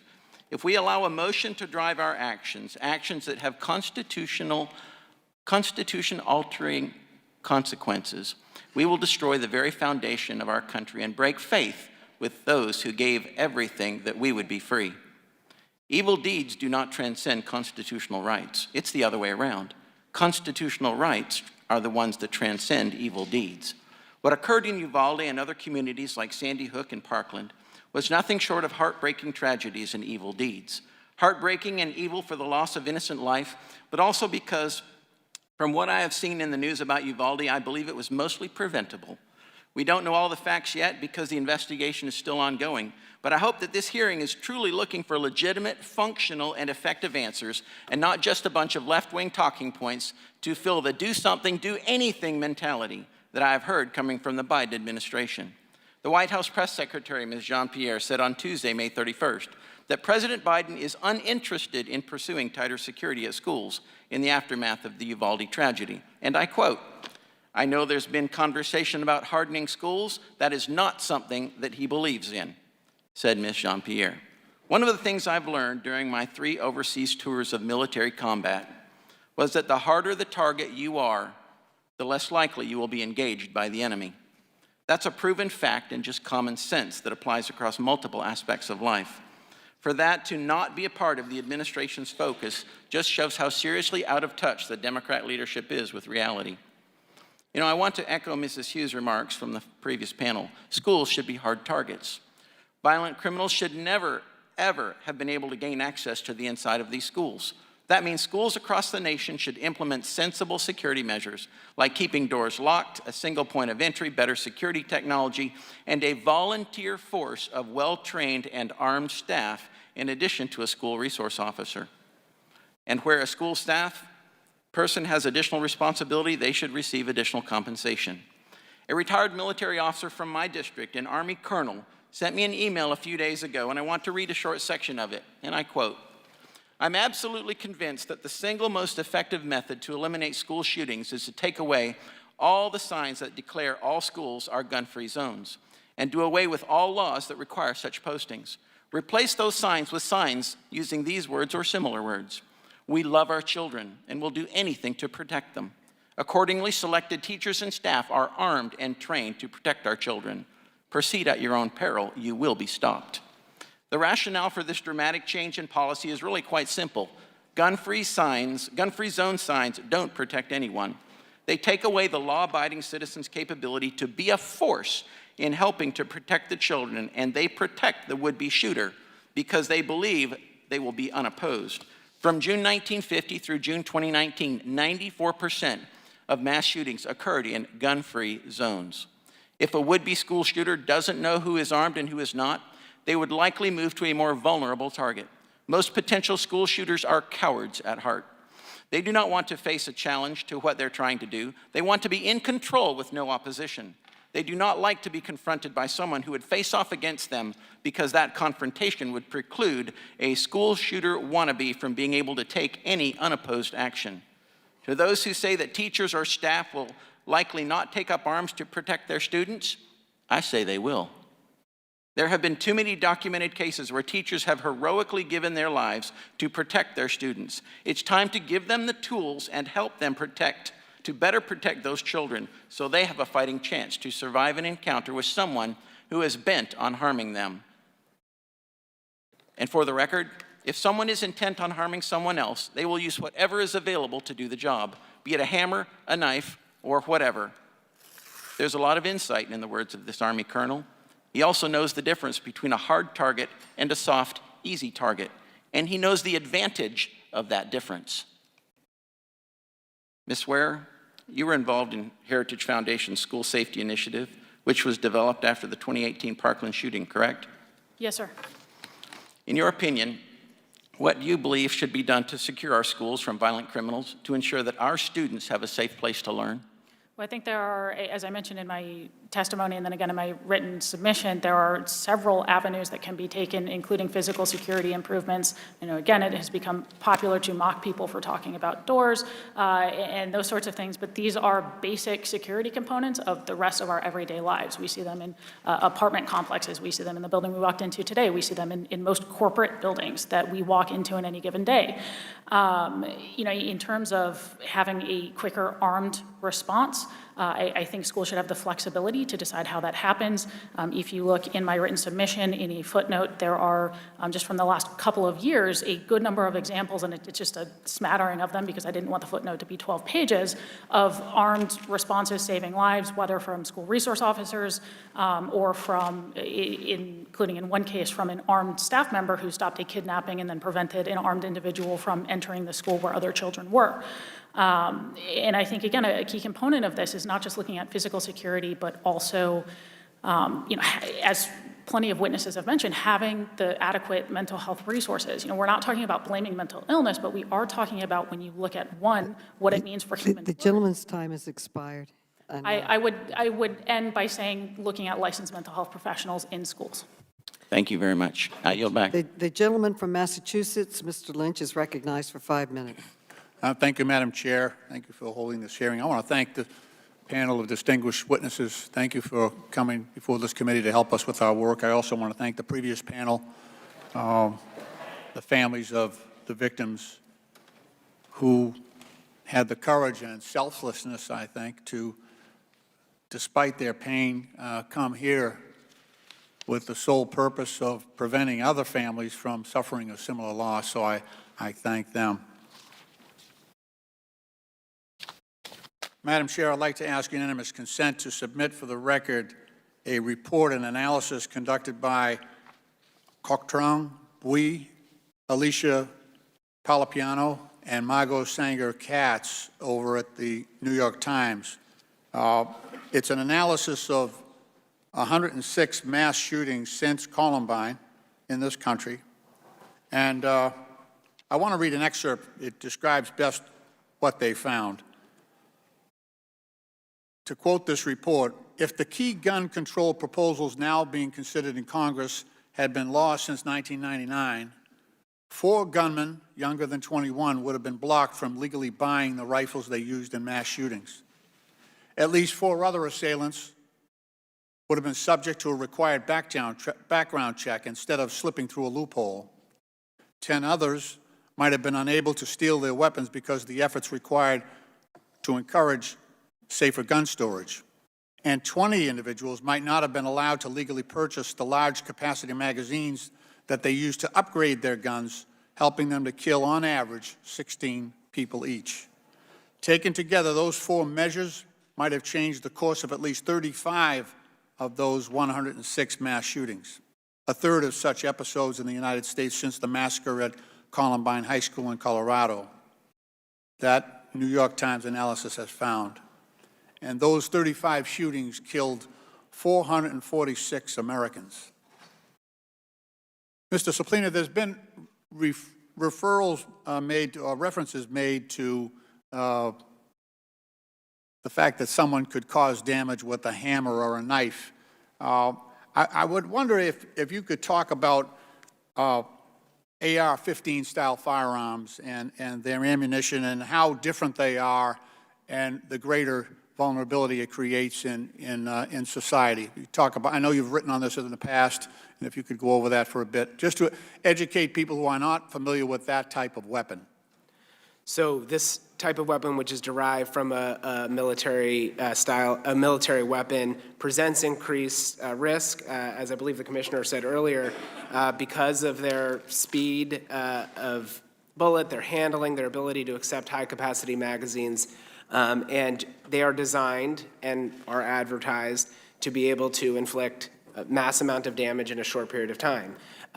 They are also unique in the damage that is done to the human body when you use one of these. A handgun, even at a sometimes larger caliber, won't do the damage to human tissue. I'm not a physician, but you did hear from one earlier who described in great detail what a semi-automatic rifle with multiple rounds can do. So these are unique threats. There's a reason why they are used in mass shootings, because those shooters want to inflict maximum damage. Thank you. I do want to add a quote from a trauma surgeon at the University of Arizona who agrees with your assessment. He said that the damage for an AR-15 on the body, quote, looks like a grenade went off in there. Madam Chair, I am so sorrowful for the loss of Lexi Rubio and so many others, and so many we've heard in previous mass shootings. That, I will support the package of restrictions that we will consider in the next couple of days here in Congress to restrict the use of assault weapons and high-capacity magazines, and I'll vote for the background checks that I think are necessary. And I respect my colleagues' rights to defend the Second Amendment. But I will note when in defending the Second Amendment, you have to go to military experts and battlefield commanders for advice on how to protect our kids while they're in school. We got a problem. We've got a problem. Think about that you're going to military battlefield commanders, combat veterans, for advice on how to protect our kids while they're sitting in school trying to learn. I just urge my colleagues to think hard on this and consider supporting the package of bills that we have before the Congress this week. Thank you, and I yield back. The gentleman yields back. The gentleman from Texas, Mr. Sessions, is now recognized. Madam Chairman, thank you very much, and I want to thank the gentleman from Kentucky, the ranking member, for really what I think is a thoughtful opportunity for us to handle what is a difficult circumstance. I'm a Texan, and I was about some 100 miles from Uvalde. I know Uvalde very well. I spent a good bit of time in San Antonio growing up. As soon as I heard about what happened, I immediately went about convening some 10 counties worth of superintendents, mayors, county judges, law enforcement people, sheriffs, deputy sheriffs, school resource officers.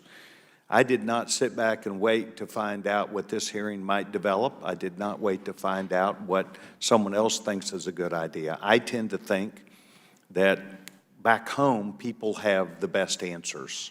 I say it differently. I think Texans have answers for Texas problems.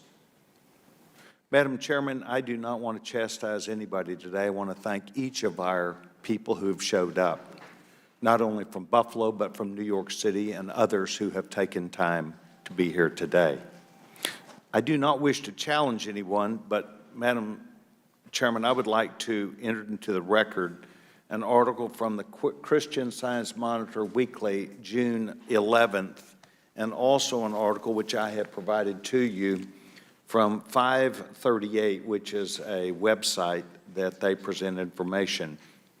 For the panel, the 538 article said, "We've known how to prevent a school shooting for more than 20 years.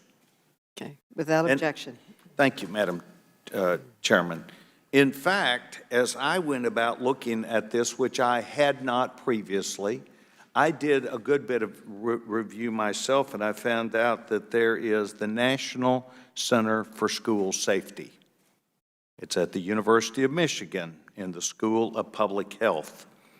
And they state this before and still, and I quote, "The information that we do have access to, these studies, seem to be saying that yes, by developing a positive school climate, by educating students on how to say something and speak up or find a trusted adult, is having a positive effect, not just on attitudes, but also self-efficiency, something we need to approach as we talk about behavior."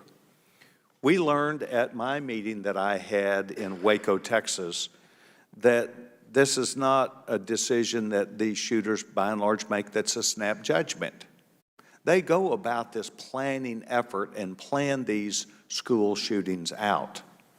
They happen to people who have become isolated in school, have been picked on, been made fun of, have been bullied, and these people go off into, by and large, a deep hole where they are not able to effectively balance their lives. This is a public issue problem in our schools of mental health issues. I go to schools probably every 2 weeks, and my observations that I have publicly stated are that I have seen our schools, there are a lot of children, a lot of young adults who are tested in ways where I think they're reaching out for help. I think one of the things that we should go to is looking at these studies that have been out here, and I would hope our schools and our experts that are on these panels today, including you, Chief, and including you, Mayor, would include these studies and go back to the schools and let's identify in our schools where there is something we can make better. This article also says a work in projects and progress, and it talks about how talking to students every day.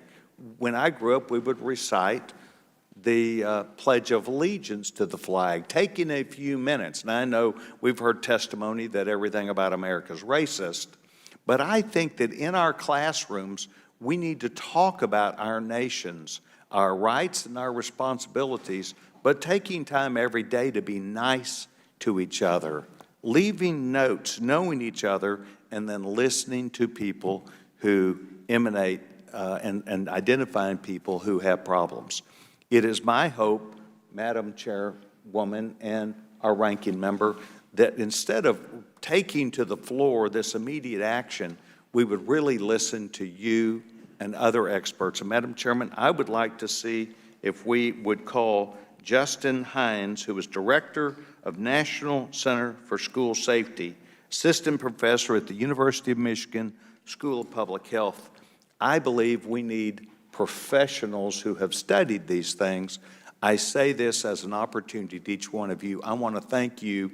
We listen to you, and I hope you will hear us back. Thank you very much, and may God bless the people of Uvalde, Texas, who are struggling through this at this time, and our nation. Madam Chairman, I yield back my time. The gentleman yields back. The gentleman from Illinois, Mr. Krishnamurthy, is recognized. Thank you, Madam Chair. Commissioner Gramaglia, thank you for your service to the people of Buffalo. I was born in India, and I immigrated first to Buffalo, New York. And so the fact that you said that it's a city of good neighbors is very poignant for me. And I'm very sorry for the loss of all those lives in Buffalo. The shooter in Uvalde used what's called a Daniel Defense DDM V7 rifle. It's a style of AR-15 rifle. It markets that rifle as, quote, a perfect rifle for everybody. This particular picture comes from their Twitter account on May 16th, 2022. Now, Commissioner, guns are the leading cause of death among young people aged 24 and under. Guns kill far more kids than cigarettes, but we don't let cigarette companies market to children. Sir, you don't think it's appropriate for Daniel Defense or any manufacturer to market AR-15 style rifles or handguns or any other weapons to children, correct? I think that picture behind you is very disturbing, is what it is. And no, I don't believe that that should be the case. And why do you find that picture disturbing? How many children in our country, because of a lack of safe storage on weapons, have either accidentally taken their own lives or somebody else in that household or another friend within that house who was there visiting? It's disturbing. Shortly after the Daniel Defense rifle was used in the Uvalde shooting, this picture was taken down from their Twitter account, and indeed their Twitter account was made private. I think they had second thoughts about advertising in this manner as well. Ms. Swearer, in 2019, while testifying before the House Judiciary Committee, you went viral in a viral video talking about the lethality of AR-15s. You said, quote, your mother struggled to hit a stationary target from 6 yards out under ideal conditions, and then she picked up an AR-15, and I watched my mother put a fist-sized grouping of lead in the center mass of the target 20 yards out. When accuracy and stopping power matter, they are simply better. You said that, correct, Ms. Swearer? Yes, I did.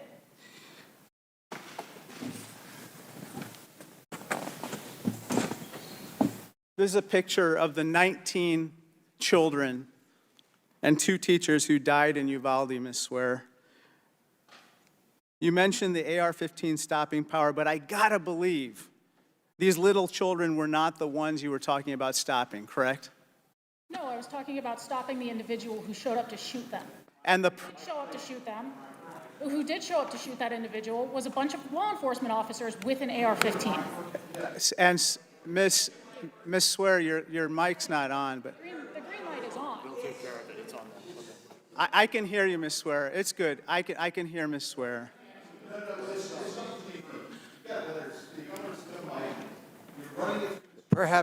Perhaps you could switch with Mr. Sapolina for a minute if his mic is working. Can you please suspend the time? The witness needs to be heard. Restore the time, please. Thank you. Congressman. Can I repeat the question, then you can say the answer? Yeah, and if we could just stop the clock for a minute, because we lost some time there. Could Go we ahead. change the placards too, Mr. Chairman? Mr. Krishnamurthy, did you want to repeat the question? Yes. Ms. Swear, when you talked about the stopping power of these AR-15s, it wasn't these children that you were talking about stopping, obviously. No, I was referring to individuals like the one who went into that building and spent 78 minutes shooting them. And I hope, as was the case in Uvalde, that the people who show up to stop shooters like that have the AR-15 precisely for its stopping power. And that is exactly what happened in Uvalde. That is why cops are routinely exempt from these prohibitions. This to man confront legally civilian purchased threats these in a AR-15 civilian rifles, context. correct? And in this particular case, the shooter had legally purchased these AR-15 rifles and was able to stop and obviously end these lives forever. Yes, now, and if you removed Commissioner his pistol grip, he would have done Gramaglia, the I want to address you again, Commissioner. You know, guns are often billed as essential to maintaining the freedoms we enjoy in America. They are an iconic part of America to a lot of people, but cars have long been central to American life as well. And what we've seen, interestingly, is that here's a picture of traffic deaths versus deaths from firearms. And at one time, traffic deaths far exceeded firearms in 1950. But over time, traffic deaths have gone down, while firearm deaths have remained relatively constant. Now, of course, with regard to the right to bear arms, that's in the Constitution. But it's not an absolute right. That's why we outlaw machine guns and we regulate firearms in other ways. Sir, with regard to traffic deaths in cars, the imposition of rules and regulations and laws, along with private industry adopting safer ways to drive and devices to make them safer, have led to a reduction in traffic deaths. But the same cannot be said for firearms. Isn't that right? I believe you're correct, yes. In looking at the traffic deaths going down, regulations both in vehicle safety, airbags, speed enforcement, other things of that nature have led to safer roads. And what would that lead you to believe should happen with regard to firearms? Some sensible regulations to limit the carnage that's happening on our streets. Thank you, Commissioner. Thank you. Gentlelady from North Carolina, Ms. Fox, is recognized for her 5 minutes of questioning. Thank you, Mr. Chairman. The horrific and heartbreaking tragedies that occurred in Uvalde and Buffalo have shaken the nation. We're all made in God's image, and I continue to pray for our society and for the families of the men and women and children who were senselessly murdered. We must be thoughtful in how we discuss and address this issue. When the federal government acts in haste, the room for error is exponentially compounded. This problem should be diagnosed in its entirety before we endeavor to place proposals on the table. The simple truth is that top-down legislative actions from Washington do not provide the states the due deference they deserve. The latitude of the states to make decisions that best suit their constituencies must be respected. The Second Amendment was intended both to empower individuals and also to shield them from the federal government exerting undue influence. Unfortunately, over time, the underlying principle of the Second Amendment has been distorted and misconstrued by Washington bureaucrats who simply want it stripped away from law-abiding citizens. This cannot be allowed to happen. I now yield the balance of my time to the gentleman from Georgia, Mr. Clyde, who has a tremendous amount of experience with these issues. Thank you very much, Virginia.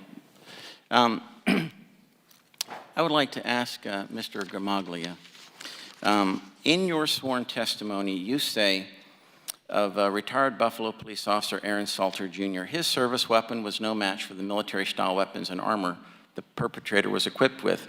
Yet your Buffalo police officers responded to Tops a minute after receiving the 911 call and were able to take the shooter into custody within a minute of arriving at the scene. That's impressive.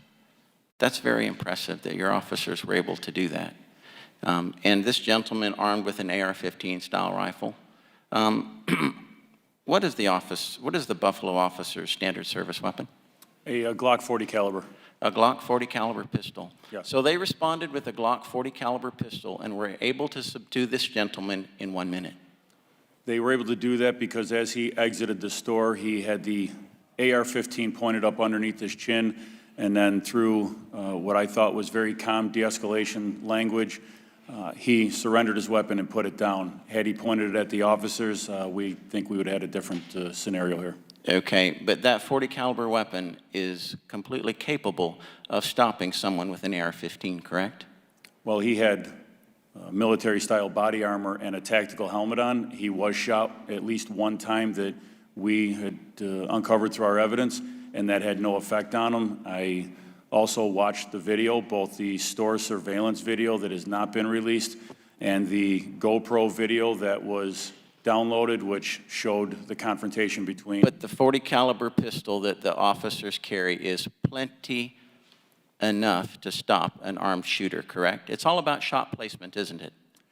It is and it isn't. All right, thank you, I appreciate that. Mrs. Swearer, actually,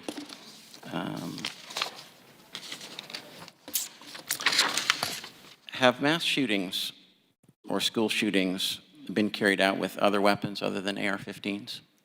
Yes, Congressman, they have. Okay. What other weapons? And what's the primary weapon, if you will? So the primary weapon is actually a plurality are handguns alone. Another sort of larger segment are several variations of firearms, some combination of rifles, handguns, shotguns, and then a smaller percentage are rifles alone. Okay. Thank you very much. So handguns are still very, very potent firearms.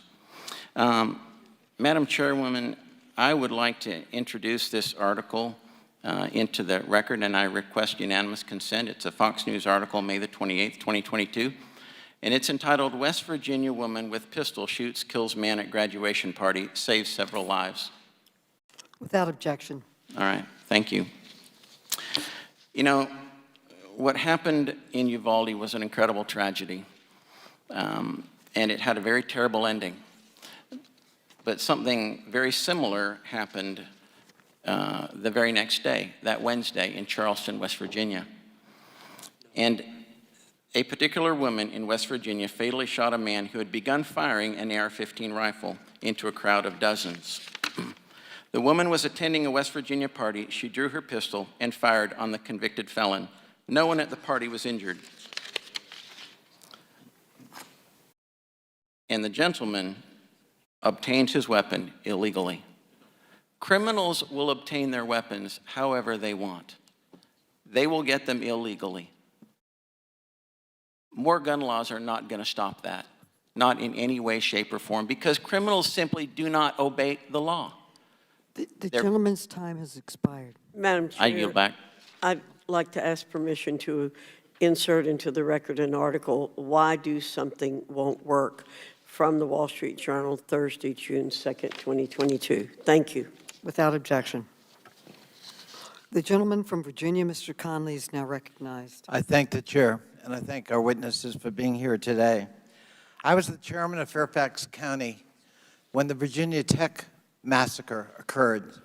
At that point in American history, that was the worst gun massacre in our history. I buried 6 young children, students, that week.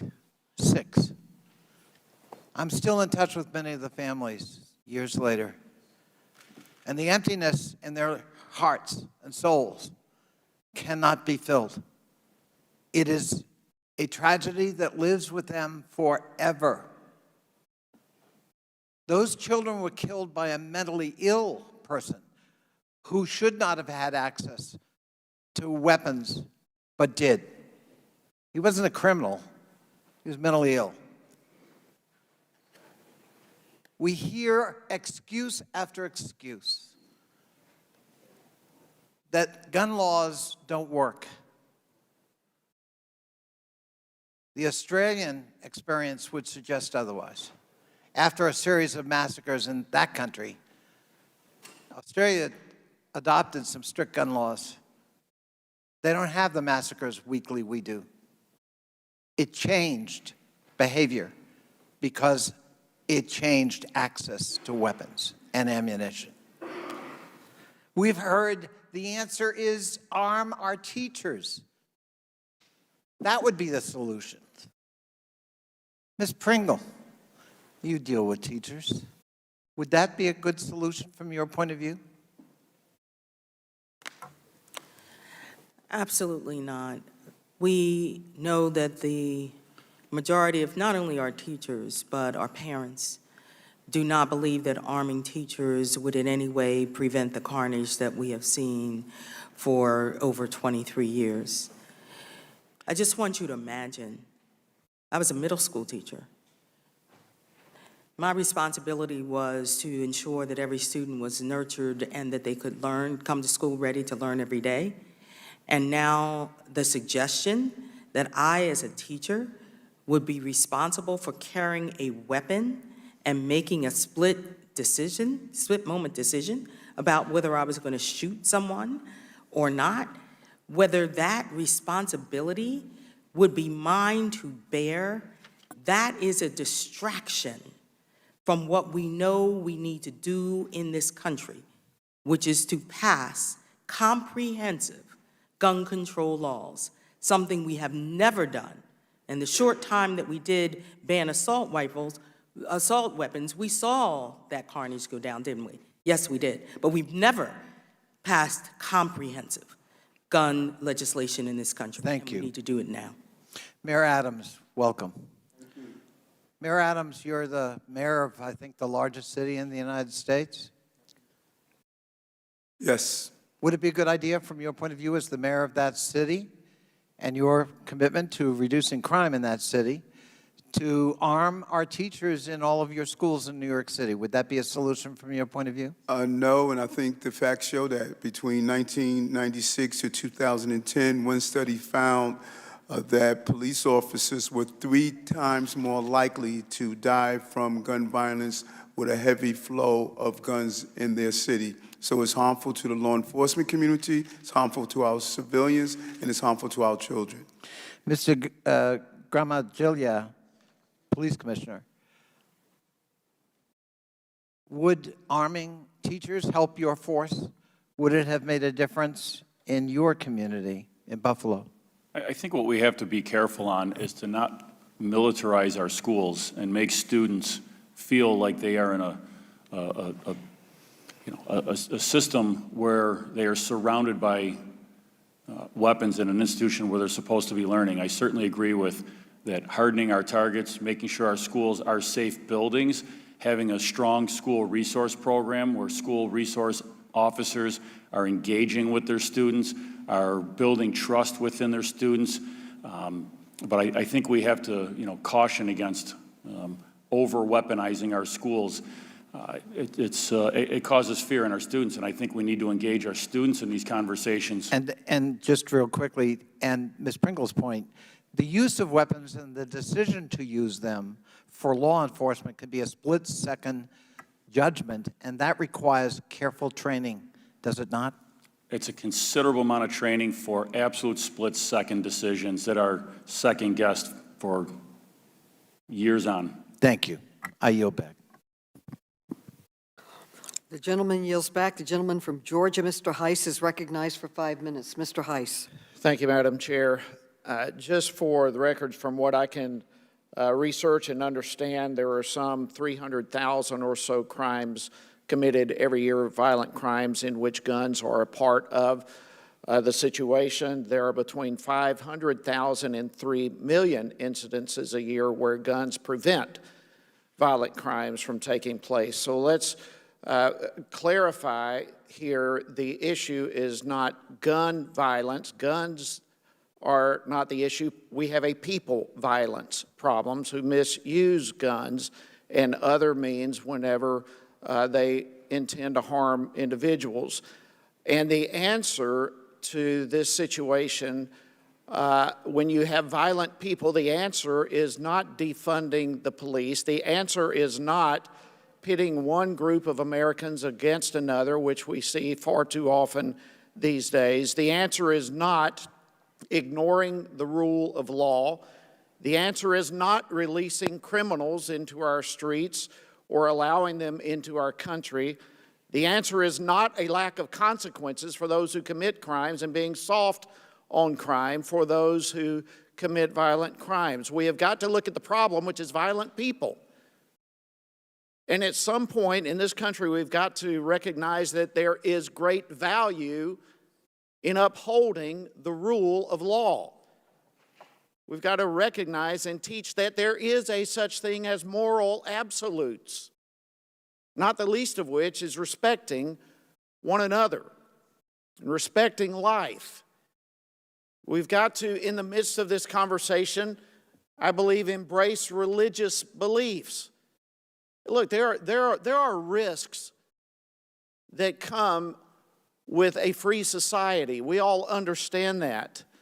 But we have a moral and a spiritual crisis in this country right now, and that is reflected in violent people that we see more and more. But it is impossible for us to have a system of government, which we have in this country, where we have limited government and maximum freedom, if we do not have a citizenry that is capable of self-governing their own lives with an authentic understanding of right and wrong. And so for us to take out of the equation any mention of moral absolutes or the role that our founders mentioned and described as indispensable supports to our system of government, which is morality, religion and morality, then I believe we're making a mistake in all of this discussion. These things cannot be ignored. Mayor Adams, let me real quickly begin with you, and if we can go quickly. New York City is certainly one of the leading examples of gun restrictions and gun restrictive measures in the United States. Yes or no? Yes. Your mic was off. Yes, I'm sorry, yes. And yet, we all know New York has continued in recent years to see a rise in crime. Yes or no? Yes. Okay. In January of this year, you released in a press statement regarding your blueprint to end gun violence in New York City. You had in that a quote that says this: "It is illegal to carry a gun in our city, yet police officers take them off the streets every day in record numbers." You made that statement correct? Yes, many comes from Georgia. Right. And so here we still have, in a city that has the greatest among the greatest gun restriction laws in the country, a rise in crime and guns being carried off the streets in record numbers every day. It doesn't appear that the attempts that are produced by the gun restrictions are having any effect of keeping bad people from getting guns and taking the constitutional rights away from American citizens only helps criminals, is I guess what I'm getting to. Ms. Swearer, let me come to you. If we continue down this path of restricting gun rights from American citizens, making it easier for criminals to have targets, knowing that there will not be guns by legal citizens there to defend themselves, what kind of impact will that have in the long run? First, I want to make sure that, is my mic still not on? Can we put a pause? No, Use your neighbor's mic. Use your neighbor's mic. Maybe that'll work better. My apologies. I was told the issue had been taken care of. Congressman, to answer your question, criminals are rational actors. You look at the studies on this and the way in which criminals operate. Obviously, they don't want to confront someone with a firearm any more than, we would want to if we were criminals. They are rational actors. You mentioned the statistics on defensive gun uses. I think that is important to point out.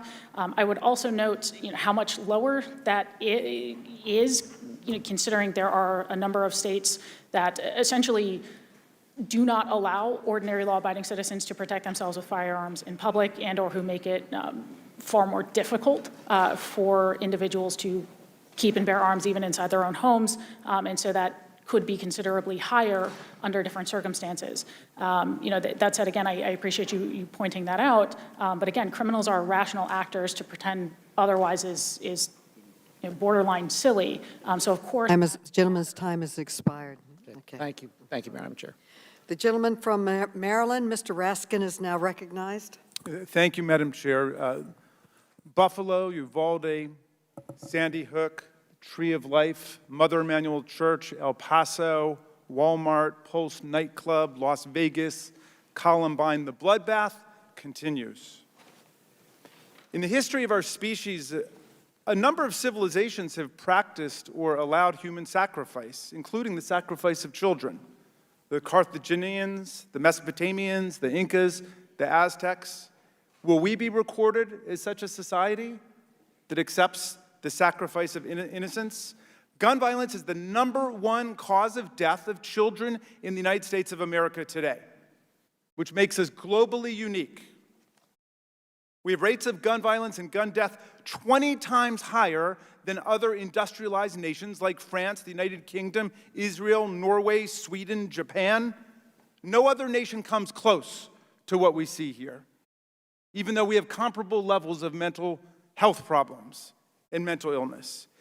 Will we continue to accept the slaughter of innocents, including innocent children, as acceptable collateral damage for loyalty to a completely bogus and distorted misreading of the Second Amendment and what the Supreme Court has said about it? Justice Scalia in the Heller decision was emphatic that reasonable gun safety regulation is perfectly consistent with the Second Amendment right. Justice Scalia said he specifically rejected the view advanced by a number of our colleagues today, saying that the right of gun ownership is not unlimited. No, Justice Scalia stated the Second Amendment right is, quote, not a right to keep and carry any weapon whatsoever, in any manner whatsoever, and for whatever purpose. He enumerated a partial list of reasonable regulations, including a ban on carrying concealed weapons, the possession of firearms by felons, the mentally ill, and other dangerous people, laws forbidding the carrying of firearms into schools, in government buildings, and other public places, laws imposing the conditions and qualifications on the sale of firearms, such as background checks. All of these things, he has said, are perfectly consistent with the Second Amendment right. It's not different from other rights we have, like the First Amendment, where you have an absolute right to speak, but you don't have a right to set up a demonstration with loudspeaker system in front of the White House at 2 o'clock in the morning and keep the president's family up. We accept reasonable time, place, manner regulations with respect to all rights.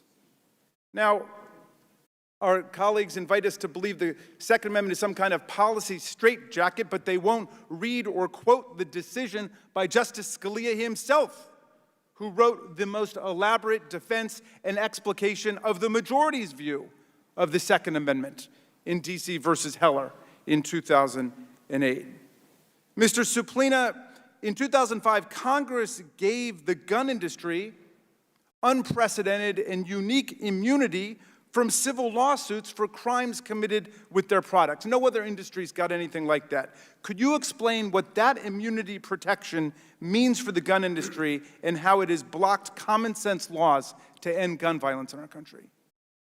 Yes, Congressman, thank you. The law of PLACA, which you cite, has given near blanket immunity to the gun industry, and the result has really had a profound impact on what we know about the gun industry's role in gun violence, as well as any accountability for the industry. So acts that would have led to either litigation that would have exposed truths like happened with the tobacco industry, or accountability like happened in the automobile industry, safety practices that would have improved at these manufacturers because there was a risk of doing nothing, just simply does not exist with the gun industry. Well, what reckless marketing and sales practices has the gun industry engaged in because of this blanket of immunity that has been bestowed upon them? Well, there are several, and the marketing is getting increasingly reckless, increasingly desperate as the field gets more crowded, but also in terms of distribution practices. I've heard several times today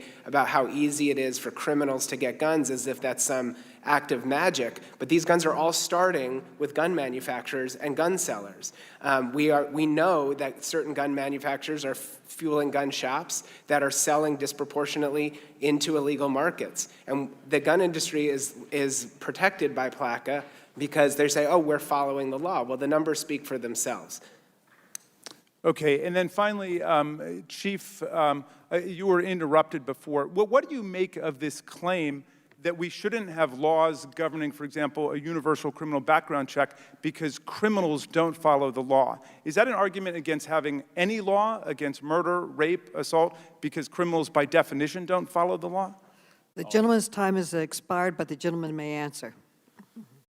So the universal background checks is a simple process that's going to have those that want to legally obtain their guns with their constitutional rights to obtain those guns.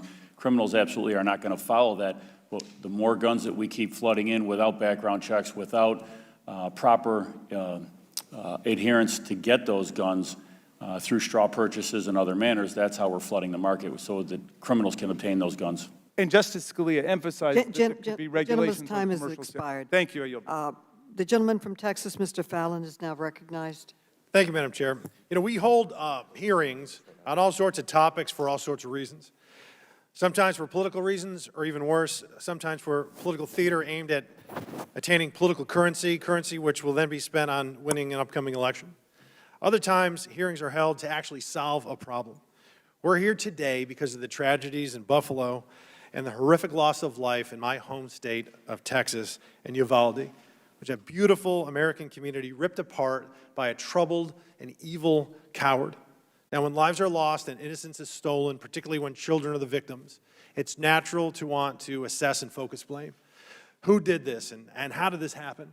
And I'm no different than any American. I'm heartbroken and I'm furious. Those innocent children are gone, and the indescribable suffering of the families is beyond words. We have a president that says continually that he must do something. We must do something. Many Democrats are echoing that. We must do something. No, we need to do something effective that will keep our children safer. As I mentioned, when a senseless tragedy like this happens, blame's thrown around. Some people want to blame guns. Some people want to blame gun manufacturers. Some people want to blame, believe it or not, the Constitution. Some people want to blame an entire political party. And all this couldn't be more misplaced. The shooter is the only one to blame. So when the president and many Democrats are claiming that guns are the problem and the readily available supply is the culprit, well, the more guns in America, the argument goes, the more dangerous America becomes. But the actual facts belie this thinking. In 1969, so about 50 years ago, there were 180 million firearms in this country. Today, it's about double. In 2019, it was about 365 million. Yet the murder rate back then was 9.6 per 100,000. The murder rate now is 5, or in 2019 anyway, it was 5 per 100,000. So twice the number of guns, and yet murder rate was cut in half.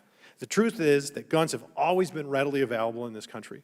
But mass shootings, and in particular mass shootings of schools, were non-existent, or at least extremely rare, until they became a grisly recent phenomenon. So what's changed in the last 50 years? There's been a noticeable breakdown of the family, there's been an erosion of faith, and there's been a seismic drop in social interactions, in large measure, due to the overuse of these dang smartphones and the proliferation of social media, which is probably better described as anti-social media. Senseless mass shootings are not committed by well-adjusted, successful, socially polished people. They're committed by disturbed, unstable voters with mental disease. By the end of the year, so we started. Madam Chair, Madam Chair, can I get my time back? Yes. Thank you. Rule out what we don't want. Thank you. Senseless mass shootings are committed by unstable, disturbed loners with mental disease. Refusing to address better mental health services, especially for young people, is to do a disservice at best, and it's a dereliction at duty at worst.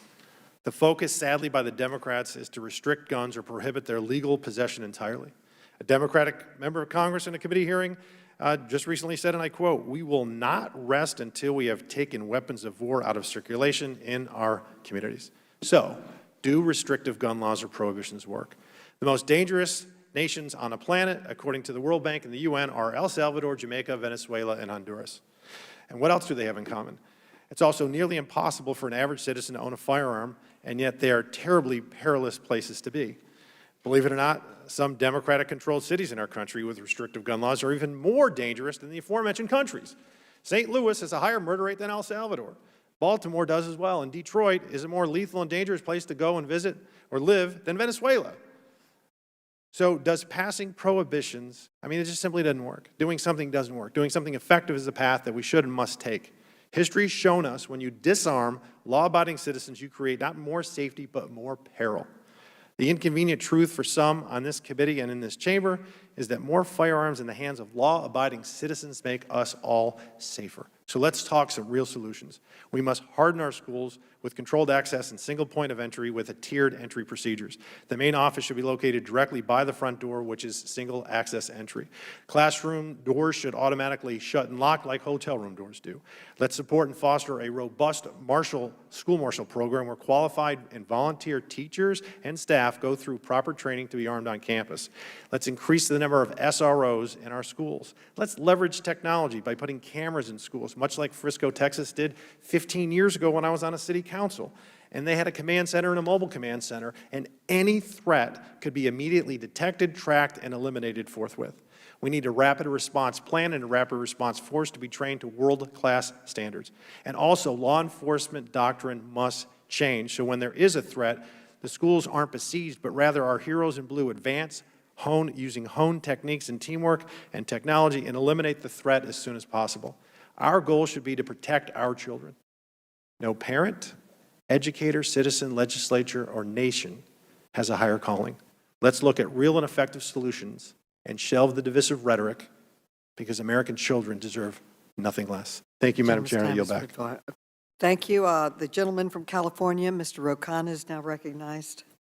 Thank you, Madam Chair.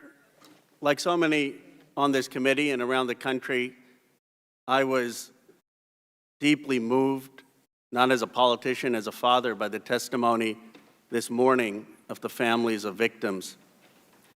Kimberly Rubio, who lost her precious daughter Lexi, cut through all the talking points, all the debate, and asked the central question before our Congress and our country. As she put it, what do we value more, children or our guns? It's really that simple.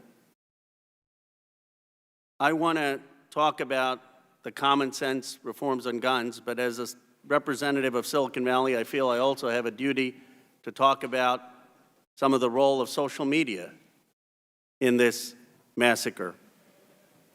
With the Uvalde shooter on Instagram having a group chat where there is conversation of school shootings, where there is conversation of threats of violence, where he's bragging about getting assault weapons, why is there no action? And let's be very clear, these are minors. He was a minor when he did this. It's not the same free speech rights.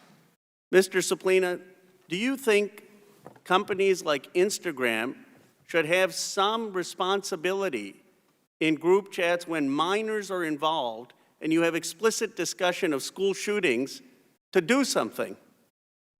I think the role of social media companies is an important one, and you're right to point it out, Congressman. Instagram, Facebook, these are often where we see the earliest warning signs of a potential mass shooter, as well as other social media platforms where these instances are discussed. There's often multiple people in the chat. And I do want to also mention With respect to the Buffalo shooter, for instance, he cited YouTube for the videos that allowed him to modify the firearm that he had to accept a detachable magazines, which he used to deadly effect. So social media companies do have a role to play here. And just like my colleague, Mr. Raskin, said that the right of the Second Amendment is not absolute, it's important to recognize that the right of the First Amendment is not absolute. Under Brandenburg, you can't have things that incite violence. And there are greater protections for minors. I mean, it is crazy to me that you can have people under 18 talking about shootings and mass shootings, and these companies are taking no action. So we need to have regulation that gets to the heart of this. You know, Mrs. Swearer, I'm trying to understand your position, and I just want to ask you some simple yes or no questions to understand where you're coming from. Is it your view that someone who has committed a violent felony should be able to purchase a gun, yes or no? No. Is it your view that someone who's a serial rapist should be able to purchase a gun, yes or no? Very clearly, no. Is it your view that someone who is a drug trafficker should be able to purchase a gun, yes or no? No, and these are becoming insulting. And so, well, I mean, so would you support any laws that would make sure that violent felons, serial rapists, or people who are drug traffickers will not get access to guns? If they are written and narrowly tailored to approach that issue without burdening the rights of law-abiding citizens or criminalizing low-risk transfers between responsible citizens, yes, I'm more than willing to look at that law. That is exactly what the background checks, I mean, because right now what you have a case is that the background checks do not cover a lot of the sales to violent felons, to serial rapists, and I just want to be clear, when the Republican Party, their position right now by opposing H.R. 8 is they are for violent felons, serial rapists still being able to purchase these guns. No, they're not. Yes, they are. No, they're not. They're against low-risk transfers being criminalized. Please, I'm reclaiming my time. This Point of order, Madam Chair. The position of Republicans is that violent criminals be in jail. Well, no, the position is... Madam Chair, the gentleman has not stated a valid point of order. The position, H.R. 8, all H.R. 8 at its core said, is that violent felons are still getting these guns. Serial rapists are still getting these guns. And the law and order party that has demagogued the issue of law enforcement and policing, that party is saying, we're okay with violent felons still getting these guns. We're okay with serial rapists still getting these guns. And all the Congress on the Democratic side is trying to do is to close those loopholes. I respectfully refer you to my testimony on this very bill before the Senate Judiciary Committee last year, where I explained how that is a grotesque mischaracterization of our opposition to that bill. I am saying that there is not... The gentleman's time has expired. Well, she kept interrupting me. Okay, all right. But then, the gentleman from Pennsylvania, Mr. Keller, is now recognized. I would first like to take a moment to thank all our panelists, this panel and the previous panel, for your testimony. We've seen some horrific acts in the Commonwealth of Pennsylvania. We saw a devastating shooting in Philadelphia on Saturday, and I continue, and we all should offer prayer for the families across the Commonwealth of Pennsylvania and across our nation that have been affected by these acts committed by violent criminals, skyrocketing crime in our cities. That's what we need to focus on. New York City saw a 16.2% increase in violent criminals shooting others in March of 2022. That's up from a year before. San Francisco saw a 31% rise in homicides. In Chicago, violent criminals were responsible for shooting 47 people on Memorial Day weekend alone. There's a trend here. Crime is rising in cities that have the most restrictive laws on firearms and have the least severe criminal enforcement penalties on the books. And in fact, cities that don't enforce the laws that are on the books. The district attorney in San Francisco has dismissed over 40% of felony convictions since 2020. And in Philadelphia, homicides have increased 58% during District Attorney Larry Krasner's tenure. However, only 21% of crimes when violent criminals shot another person since 2015 have led to criminal charges. and less than 1/10 of those incidents resulted in convictions. Philadelphia police are making record amounts of arrests for crimes committed by violent people with guns. Yet Krasner's office has dismissed or withdrawn more violent cases every year he has been in office. The bottom line is when you fail to enforce the law and hold criminals accountable, you get criminal behavior. So, Ms. Swearer, how does failure to prosecute past or current crime affect crime rates in the future? Well, it certainly emboldens criminals and reasonably allows them to believe that there's a very little chance that they will be punished or in any way held accountable for their crimes. Many of the proposals we're discussing today are widely implemented across the municipalities where crime spikes are happening. Would limiting law-abiding citizens' right to own a firearm curb these disturbing trends? No, it would not. And I would also point out the reality of most gun violence is not that it's being perpetrated by people who lawfully purchase and possess their firearms. It is largely perpetrated by individuals with long histories of violence who obtain their firearms already through illegal and illegitimate channels that are not addressed by universal background checks because they are already circumventing the law regarding those background checks. So it's a very low reward endeavor, even if it's like 100% enforceable. Okay. What measures should be taken to ensure victims and their families are not legally ignored in favor of defendants? I would, again, refer to some of my previous testimony, because I know our time is short, previous testimony that I've given before the Senate Judiciary Committee on gun violence in Chicago. I think a lot of that is still applicable to your question. From a federal perspective, as I said, I continue to enforce federal laws and hold criminals accountable at a federal level when possible, and encourage state and local counterparts, some of whom have done a horrific job of this, to do the same. So I just have a question. There's a called the NICS system, and when you purchase a firearm, as I don't know how many people in this room have ever gone through a background check, but it does ask questions. I know it was brought up earlier about criminals being able to purchase guns. Is it not already illegal for rapists and murderers and people who have done domestic violence and convicted of these things? Isn't it already illegal for them to purchase firearms? To purchase and to possess, assuming they are felons and have not had their rights restored to them under existing state or federal processes, though there is no process under federal law, so it would just be under the state. Okay, but the point is, it's already, we're not saying that criminals should have laws. We're saying criminals should be put in jail, and law-abiding citizens should be allowed to lawfully possess firearms. That is certainly what I'm saying, and that is my understanding of what every member who has opposed H.R. 8 is saying as well. Thank you, and I yield back.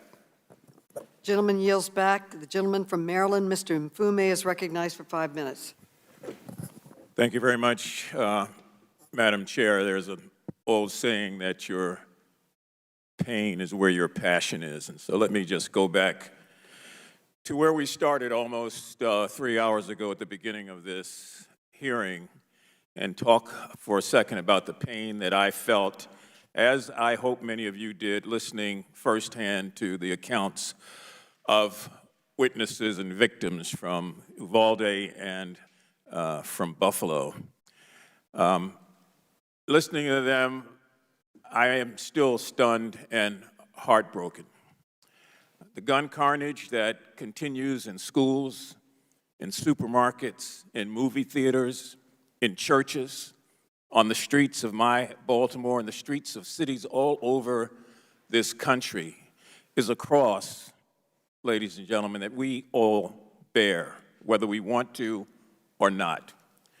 The gun laws that we hope will be passed today, I hope, are seen as a beginning, not the end, only as a beginning. Otherwise, I really believe that we are doomed in our fight against murderers and their guns and the evil and the pain that they spread. I want to acknowledge and thank the gentleman from Louisiana, Mr. Higgins, the commissioner from Buffalo, and the mayor of New York, all of whom served in law enforcement and saw firsthand how difficult it is to deal with the violence perpetrated by guns, and particularly assault weapons. And I want to associate my remarks with those of Mayor Adams when he said, let the ATF do its job in rounding up so many illegal guns that are on our streets and to finally confirm a nominee. Madam Speaker, Madam Chair, you'll remember 1994. We were members of this body. We worked for a whole year to put together and pass an assault weapons ban. And the only reason it wasn't permanent was because we weren't able to get enough people, members, on the other side of the aisle, unfortunately, to go along with that. And so the compromise was a 10-year ban on assault weapons, which expired in 2004. I'm just shocked that 18 years has gone by and this body has not moved to reestablish that. In 1999, as a president of the NAACP, I filed suit against the gun industry. It took us 3 years to get to court because the NRA did everything they could to keep it from not happening. And finally, in 2003, we went to court. I testified in Brooklyn, New York for over a week, but we didn't have the weight we needed, and the NRA was a bigger force than we could deal with. And so we lost that, but the judge, to his credit, said this does not prohibit the fact that there certainly will be other lawsuits like this. The NRA heard those words and took them to heart and spent the next 18 months putting in place an absolute immunity on the gun industry, and unfortunately was able to get this Congress to pass it and sign into law. It is just unbelievable that we will get absolute immunity to any industry in this country, particularly when there's harm and personal injury. So I think more than anything else, I was stunned a little while ago in hearing the gentleman, my colleague on the other side of the aisle, saying that he had sought out advice from a military commander about how to protect schools and that the advice was harden the target. And Ms. Swear, when you were asked to comment on that, you said absolutely harden the target. Well, that's fine. Except, how do you harden a supermarket? How do you harden a church? How do you find a way to go out and harden movie theaters? If the only answer is hardening the target, we've already capitulated. And I'm telling you, I'm so glad that so many people are focused on this hearing around the country so they can see firsthand what is going on here. We have a problem that is not going to go away. Every year it gets worse. And so until we're prepared to do what we were sworn constitutionally to do, to protect this country from enemies, foreign and domestic, we would have failed. Madam Chair, I yield back. The gentleman yields back. The gentleman from Louisiana, Mr. Higgins, is now recognized. Mr. Higgins. Thank you, Madam Chair. Commissioner Gramaglia, I'm looking at your presented statement, sir. Say you support confiscating guns from individuals determined to be a threat to themselves or others. Determined to be.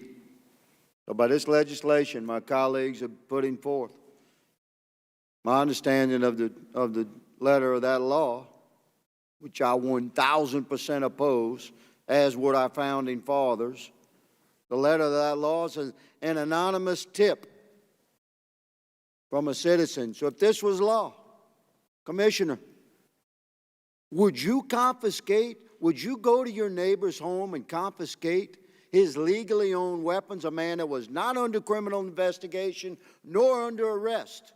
Would you do it? The red flag laws would... That's a yes or no, brother. I got 5 minutes to make an hour-and-a-half statement here. It's more than a yes or no answer. We'll move on then. If you cannot say yes, you would confiscate weapons from an American citizen that was subject to this law that my colleagues intend to push through this Congress, then you said in your statement that you would confiscate those weapons if an American was determined to be, your quote, a threat to themselves or others, according to that law, determined to be is defined by an anonymous tip that an American citizen, a threat to themselves or others. You're a police commissioner, a thin blue line brother, sworn to uphold the Constitution, and you're saying you'd seize those weapons. I see that as a problem. I'm going to bring us back in time to World War II. America's population, 140 million. 15 million American men came home from World War II with deep scars and significant skills. They bore the invisible wounds of war. And there was weapons everywhere. We'll talk about mental challenge. My father was one of those men who was a Navy pilot in World War II. He came back from the war and built his family. I'm the 7th of his 8 children. I was born in 1961. We had guns everywhere. There was virtually no regulation. Any child in the 50s could buy a weapon from any seller if Daddy sent them with the money. We didn't have mass shootings. It wasn't until 1968 in America that serial numbers were even required on weapons sold in this country. You order weapons through the Sears catalog by the mail. In the 70s, I attended a high school, large rural school. Virtually every vehicle in the parking lot was a pickup truck, and almost every one had a rifle or a shotgun on the back glass and a pistol under the seat. And we didn't have school shootings. 1979, I began college. One of the jobs I had to work my way through college was as a carpenter. We restored historical buildings. We had to determine in the process of that work what was the original cuts of these homes, residential homes built 75, 85, 100 years ago. You could tell by the saw cut if it was a mechanical cut, an electric cut, or a hand cut. By such observations, we knew exactly how that house was originally built. And to my amazement as a young man, beginning college in Louisiana, working, to my amazement, you know what I discovered, Madam Chair? You know what these houses did not have that were built 100 years ago in cities in America? You know what they did not have, Commissioner? Locks. Locks. Now I ask you all, what happened to that country, man? A country where homes were built in cities with no locks. A country where guns were everywhere and virtually not regulated at all. Where millions of Americans, 14 million Americans came back. It's 11% of the population at the time after World War II with incredible skills of war and weapons of war, as you called them, everywhere. But we didn't have mass shootings. And here we sit today where an entire once proud Democratic Party is presenting unbelievably unconstitutional laws to press upon our nation, and we have a police commissioner that says he would go home to home and confiscate legally owned weapons if he got a tip. Madam Chair, I yield my speech, but I will not yield my opposition to these unconstitutional laws. The gentleman's time has expired. The gentlelady from New York, Ms. Ocasio-Cortez, is recognized. Thank you, Madam Chairwoman, and thank you to all of our witnesses here today. I apologize if I go quickly. We've just got 5 minutes and a lot of work to do. Let's talk facts here. There was a lot of discussion about New York City. There is no discussion about gun violence in New York City without discussing the iron pipeline that is Florida, Georgia, South Carolina, North Carolina, Virginia, Pennsylvania, and honorary mention to Ohio, where 70% of likely illegal trafficked guns found in New York City come from. There's no discussion about gun violence in Chicago without talking about Indiana, because the violence and the mothers that we have to comfort are losing children due to the guns and the carnage and the lawlessness unleashed by those states. I move on. Every week in recent memory, we have had at least one mass shooting. Ms. Pringle, you are the president of the National Education Association. You represent teachers. Between 2009 and 2018, how many school shootings did the United States have? 288. 288. Now let's look globally. Our G7 partners, Canada, France, Germany, Italy, Japan, and the United Kingdom, combined, how many school shootings did those countries have? 5. 50 times more. In almost 10 years. 288 versus 5. This is not normal. Not only is it not normal, it is internationally embarrassing and delegitimizing to the United States. Because for all the billions and trillions that this body authorizes in the name of national security, we can't even keep our kids safe from their schools being turned into a war zone. Now let's talk about why. Let's talk about one thing more important to lobbyists and the gun industry than children, than houses of faith, than human beings. Let's talk about profit. Mr. Suplina, in 2020, 22.8 million guns were sold, reflecting a 64% increase from 2019, correct? Correct. In 1 year. And across the board, gun manufacturers and ammunition companies began to see record profits. Is that right? That's correct. Now let's put that into context. In 2020, again, more than 45,000 Americans died by gunfire, reflecting an almost threefold increase from 2015. Are those statistics correct? That's accurate. So in your view, are you seeing a correlation between gun profits and gun deaths in the United States? Yes. This is about blood money. Between 2019 and 2021, 2 years, leading gun manufacturers Sturm and Ruger saw gross profits double to almost $280 million. In fact, during an earnings call, their CEO called the sales boom, quote, historic, ferocious, and that the future was bright. A month after that, an AR-556 pistol murdered 10 people at a supermarket in Boulder, Colorado. Those profit margins, $280 million, go to lobbying. Is that correct? Much of that goes to lobbying, correct? Significant amounts go to lobbying, correct. And can you remind us what the gun industry is lobbying against when it deploys these lobbying resources? They are lobbying against every law that would regulate firearms, period. And can you briefly tell us how gun companies have poured extra profits directly into lobbying against gun reform? And as an advocate in this space, what have you seen? Just rattle off some of the measures that they have, just a few that they have lobbied against.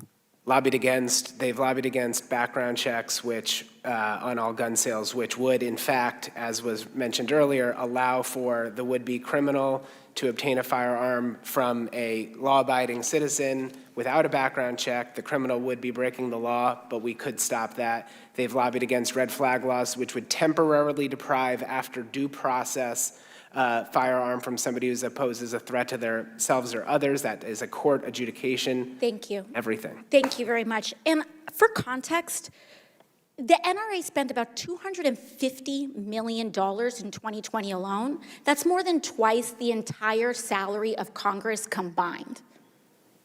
In 1 year, lobbying against gun safety laws. There's also this discussion about anything but a gun, but that these are about violent people, but yet we aren't doing anything about addressing the actual root causes of misogyny, where 2/3 of mass shootings are connected to domestic violence, or the emergence of white supremacy radicalization, mass incarceration, and poverty, and the connections between that and mass shootings in our communities. I yield my time. Thank you, Madam Chair. The gentlelady's time has expired. The gentleman from Wisconsin, Mr. Grothman, is recognized for 5 minutes. Thank you very much. Last couple of weeks, I had a chance to go down to Mexico, and they brought up an issue that I wasn't really expecting to hear, but a couple of Border Patrol guys pointed out to me that that firearms were very, very regulated in Mexico, and you do a little Google search and you find out the recent article in the Wall Street Journal, the first 9 months in 2019, Mexico, with some wildly difficult laws, had a murder rate of 6 times that in the United States. Not 6% more, not 60% more, but assuming he got it right, maybe he was cherry-picking the year, I don't know. 6 times as many murders as in the United States. I assume the Mexican officials who put these laws into effect thought they were going to save lives at the time that they made it so difficult for law-abiding Mexicans to get a hold of a firearm. But obviously the results of their laws was not to make Mexico safer. There are thousands, probably tens of thousands of people who have died now in Mexico under the current rules connected to ownership of guns. We've also, in this country, had a dramatic increase in the number of deaths from guns the last 2 years since kind of the beginning, or at least expansion, of the I Hate Police movement, which I blame for all the young people and not so young people who have died in the last 2 years in this massive increase of murders that we've seen, almost unprecedented. First of all, I'd like Mrs. Swear to comment a little bit on that Mexican statistic and comment on the dramatic increase in the number of homicides in this country in the last 2 years. Not because it's easier to own guns, but kind of because rhetoric, a lot of the rhetoric coming out of this building, this anti-police rhetoric.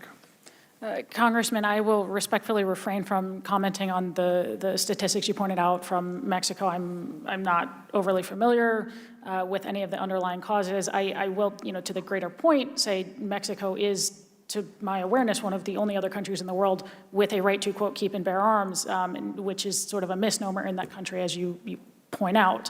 So it's fundamentally different understanding of what that means than clearly in our country.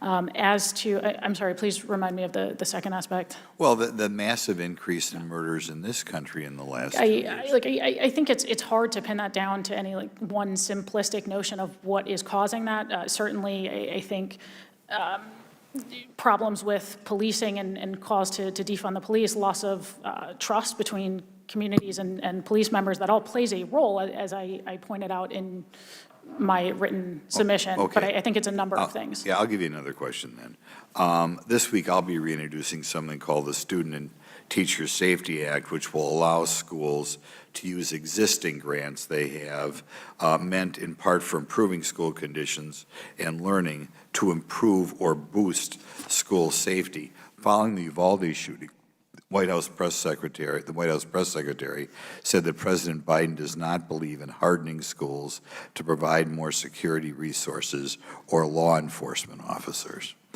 If these measures can be effective in preventing another mass shooting, why do you think the president is not open to hardening schools this way? I cannot read the president's mind, but my guess is he would rather focus on other ways of addressing it. I would also very quickly like to point out, to reference something Congressman Mfume said, to seem to infer that we only care about or have only mentioned one aspect of a greater issue, which is focusing on physical security. Congressman, I respectfully don't know if you were not here for my opening statement or have not read my written submission, but I respectfully have pointed out roughly a dozen other issues as well. This is comprehensive in nature. It is not one thing or the other. It is both. I've been here for 3 hours since before the hearing started. I heard your testimony. My reference was to schools, and my reminder was those are Madam not Chair, the I only think he's source. out of Gentleman order. is not recognized. Well, witness, address me, Madam Chair. Okay. Could you give me another few seconds back? Someone jumped in there. Well, could you give us, if President Biden is going to stand between us and trying to improve the physical security in school districts, can you give us other ideas that we can use to prevent these tragedies? Sure. As I mentioned in both my written and oral testimony, I think we can focus very clearly on building up the nation's mental health infrastructure, both specifically in schools and generally across the board. We are talking about 2/3 of gun deaths every year that are suicides, which is clearly plays into an aspect of mental health, which is problematic. We are talking about, with mass shootings, individuals who clearly show signs of being a danger to themselves or others, but who are otherwise, not felons yet, and oftentimes cannot be involuntarily civilly committed. So looking at, targeted interventions with adequate means of due process, and also just behavioral risk assessment. We've talked about Instagram and threats on Instagram. What's concerning to me is that so many people saw so many signs, especially in Uvalde, and it appears that nobody reported them or knew to report them or knew how to report them or didn't think anything would be done about it. And that The is gentleman's time has expired. Yeah. Okay, the gentlelady from California, Ms. Porter, is now recognized. Ms. Swear, in 2019, you testified on Representative Cicilline's bill, the assault weapons ban, before Congress. At the 2019 hearing, Representative Jim Jordan asked you if law-abiding people will be less safe to protect themselves if that bill was passed. Do you remember your response? I have a general idea of what I would have said under that circumstance, but no, I don't remember my specific words. You said, and I quote, "I think worse than that, sir, you will see millions of otherwise law-abiding citizens become felons overnight." Yes. For nothing more than having scary-looking features on firearms. It's I was true. quite surprised by your answer. You read the bill before you came to Congress to testify against it, yes? If we are referring to the ban on assault weapons? Correct. Yes. So you knew that the bill would allow any gun owner to maintain possession of any semi-automatic assault weapon that was lawfully possessed before the bill became law. No, so that is the case under that bill. The problem is anytime that is transferred to anybody else, my time. that now Madam becomes Chair, an would issue. you please instruct the witness that the time belongs to me? If you don't want to hear an answer to my question, I'm not sure what's being asked. The gentlelady has reclaimed her time. So you knew that the bill, you said yes in response to my question, that you knew the bill would allow the gun owner to maintain possession of any semi-automatic assault weapon that was lawfully possessed before the bill becomes law. Ms. Swearer, I respect that we have different opinions on Representative Cicilline's assault weapons law, but we cannot have different facts. We have a duty to debate the merits of proposal. You falsely testified under oath. Would you that like that the bill, explanation of no, why I will I said not. that? I have not yielded, Ms. Swearer. Suspend. Madam Chair, if she's going to ask questions, shouldn't she let the witness have time to The answer? gentleman is not recognized. You falsely testified under Madam oath. Chair, point of order. Point of order.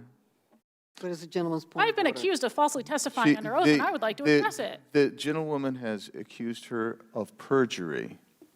Is she going to hold to that, or are you going to allow the witness to respond to that accusation of criminal conduct? You have not come forward with a significant point of order. Ms. Porter will continue. I asked you if that bill was correct, if the bill would allow any gun owner to maintain possession, and you said yes. Yet you testified that the bill would allow people to become felons overnight. Earlier today, you testified that you hoped that this was the last time you testified before Congress. For the sake of our nation and the integrity of this Congress, I said Congress, do too. after a mass shooting, trying to figure out how to solve a problem that we are all heavily invested in solving. Ms. Swearer, I have not Point of order, asked a point of order. question.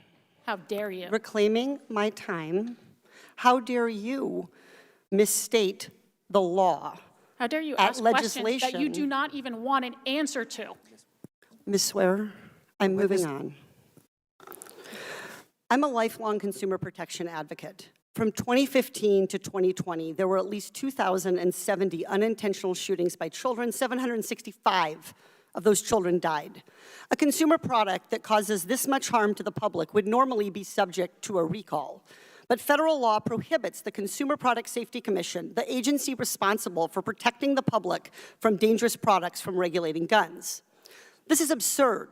After one child died using a Peloton treadmill last year, the Consumer Product Safety Commission intervened and recalled the product.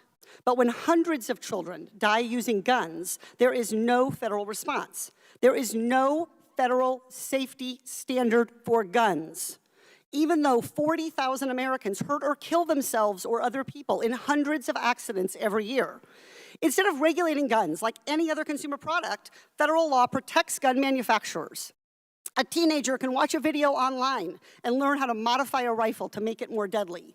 And the gun industry avoids any liability if that teenager uses that modified rifle to fire repeatedly and rapidly at innocent people, even though their products could be designed to prevent unsafe modifications. I want to give an example. In 2001, a 13-year-old boy named Billy accidentally shot his father's handgun and killed his friend Josh. Billy mistakenly thought the gun was unloaded because he had removed the gun's magazine. Josh's family sued the gun manufacturer for failing to warn Billy and other consumers that their product could be fired without a magazine. It's a simple case. It should have been decided by a jury, as is provided under the Constitution. Instead, because of the gun industry's immunity, the gun manufacturer was able to dismiss the case without a trial. If a pharmaceutical company failed to warn customers about the known risks of one of their drugs, they could face thousands of lawsuits. But we allow the gun industry to sell weapons without taking any precautions to protect children and families from fatal accidents. Mr. Suplima, do you think the gun industry would do more to protect children if Congress ended their immunity? Absolutely. Would ending the gun industry's immunity put gun manufacturers out of business? No, it would not. In the 1990s, lawsuits forced Big Tobacco to pay for the harm they caused by marketing cigarettes. Just last year, Big Pharma agreed to pay $26 billion for communities devastated by opioids. Madam Chair, Victims time of gun expired. violence also deserve their day in court. They deserve justice. I yield back. The gentlelady's time is expired. Madam Chair, I have a parliamentary inquiry. Gentlelady's time Madam is Chair, expired. Madam Chair, I have Gentle- point of order. Madam Chair, point of order.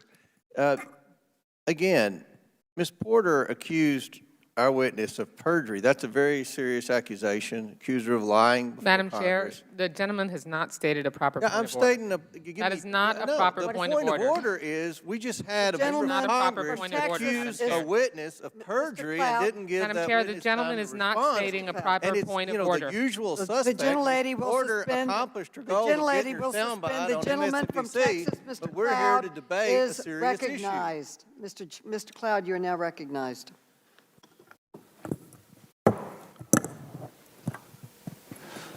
Thank you all for being here. Thank you, Madam Chair. And obviously, this is a tragedy that's heartbreaking for all of us. And naturally, coming out of this, as we look for solutions, emotions are naturally high because we're all grieved by the fact that we see this in our nation. There's going to be 1,000 reasons why we're asking. The investigations are ongoing, obviously.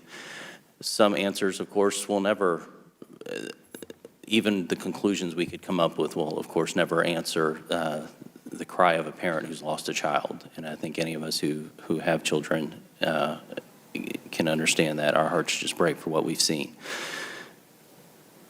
As we move forward, we have to continue to figure out how we propose solutions that actually create solutions. Very often in this Congress, we do things out of a best of intent and have the worst of results. And a lot of data, there's a lot of data that points to the fact that gun control leads not to more safer communities, but to more dangerous communities.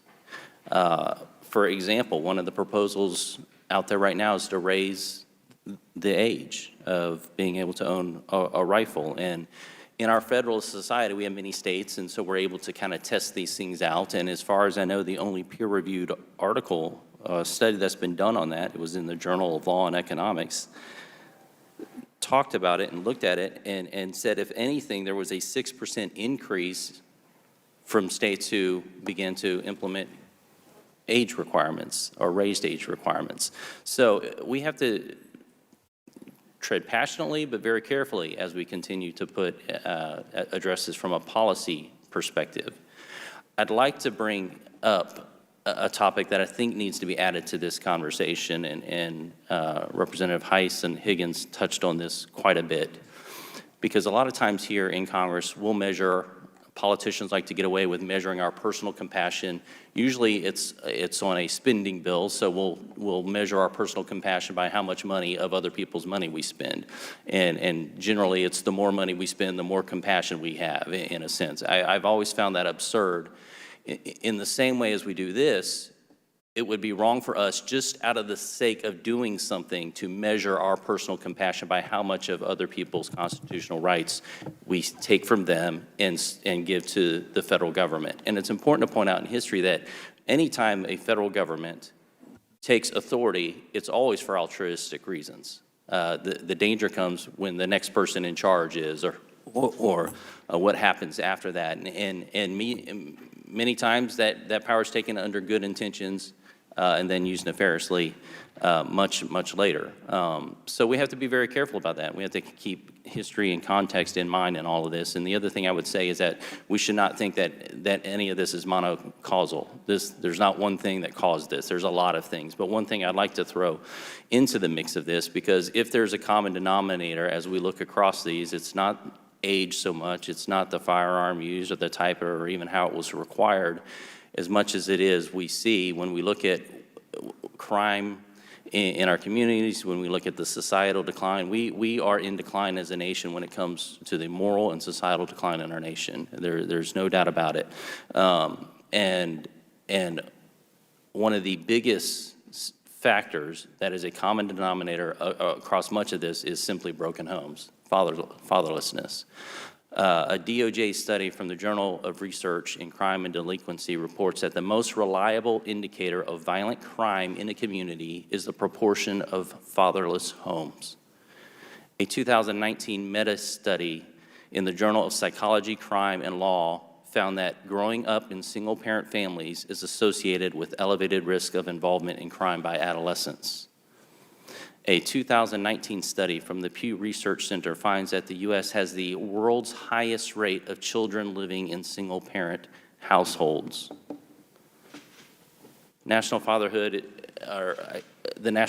Initiative has compiled some data, and it's adolescents from fatherless homes are more likely to commit crime. They're more likely to end up in prisons. They're more likely to end up in poverty. And so we have to figure out, for a long time, our government has subsidized even and promoted policies that continue to break down the home.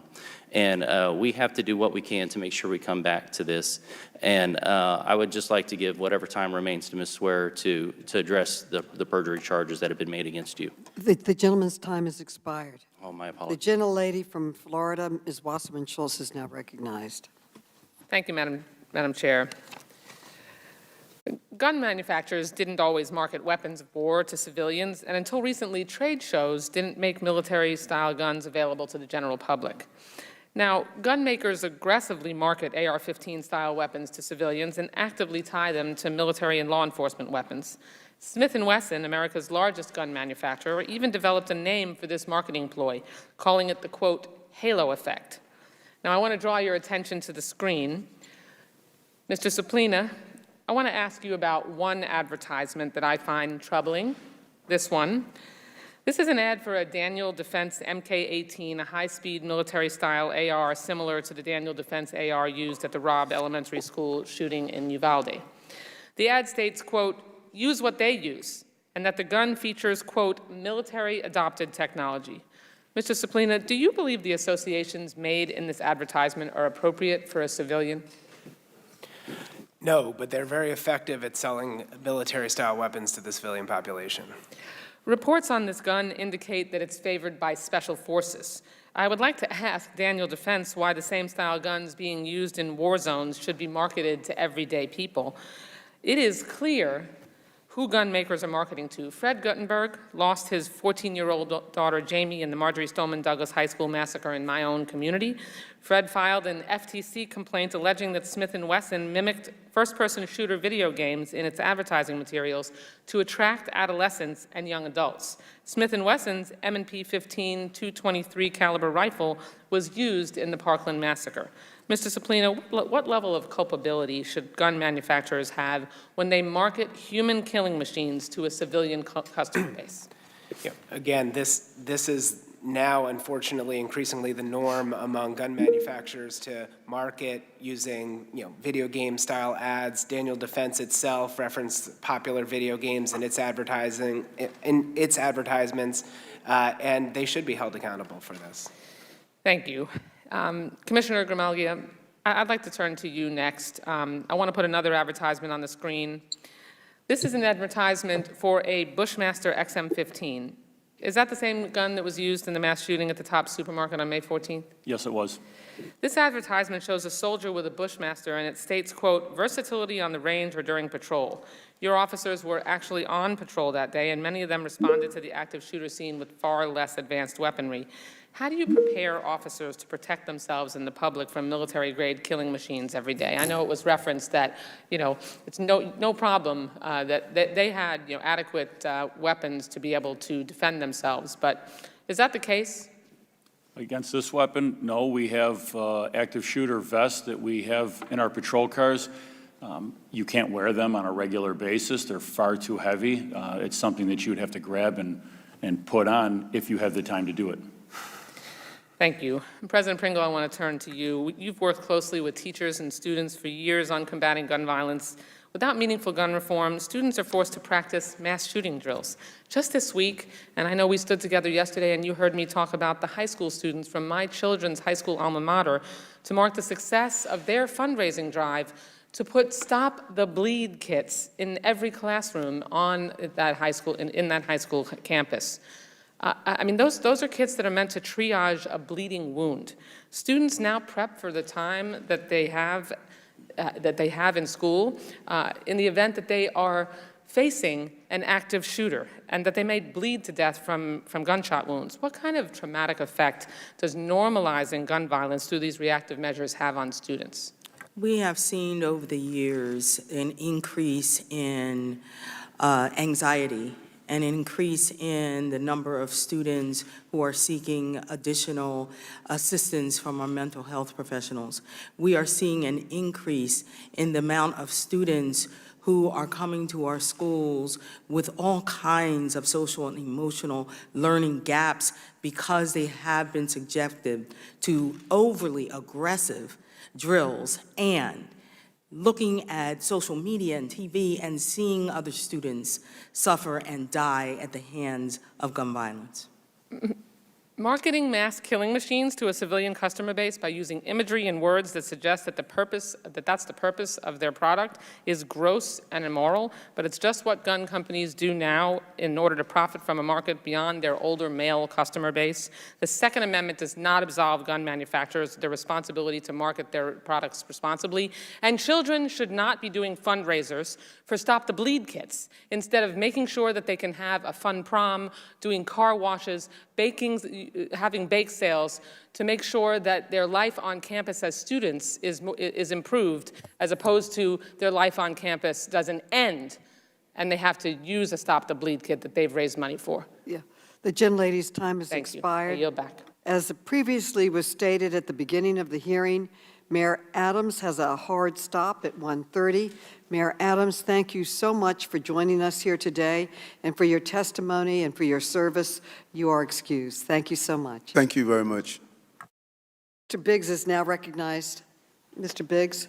Thank you, Madam Chair. You know, last week I thought I'd heard it all when one of the Democrats threatened to end the filibuster, wanted to pack the Supreme Court, and said that they would confiscate guns. In order to do that, they would basically emasculate the Senate as an institution and also emasculate the Supreme Court as well. I thought that was interesting, was pretty bad, but then we have here someone actually accusing a witness and actually taking out of context a witness who testified previously and accusing her of perjury.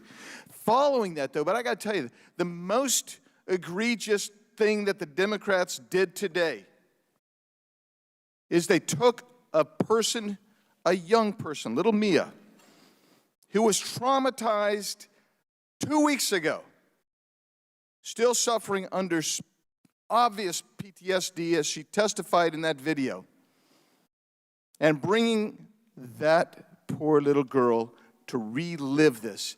And if we're going to hear about how traumatic, and I don't say they're not traumatic, these raising money for Stop the Bleed kits is, then it's particularly pernicious and outrageous to take an 11-year-old child who graphically described how she spread a classmate's blood upon her and feigned her own death to make her relive that. If we're talking about PTSD, you just prolonged the agony of that little child. For what?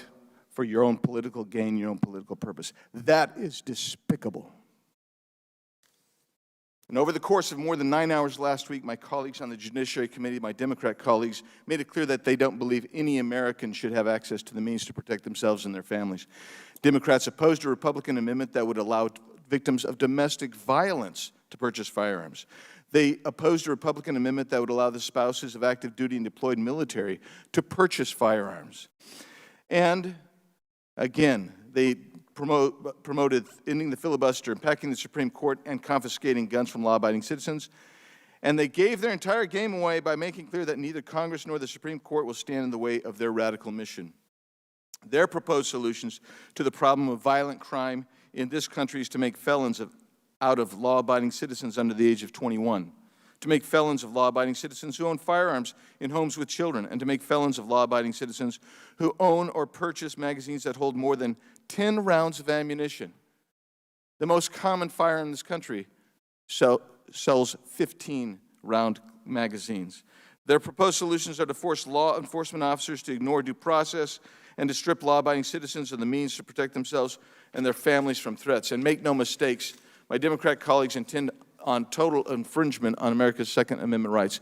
Ms. Swearer, before you answer the most pertinent question I think that we're going to hear from you in just a second, I want you to tell me, can you define defensive use?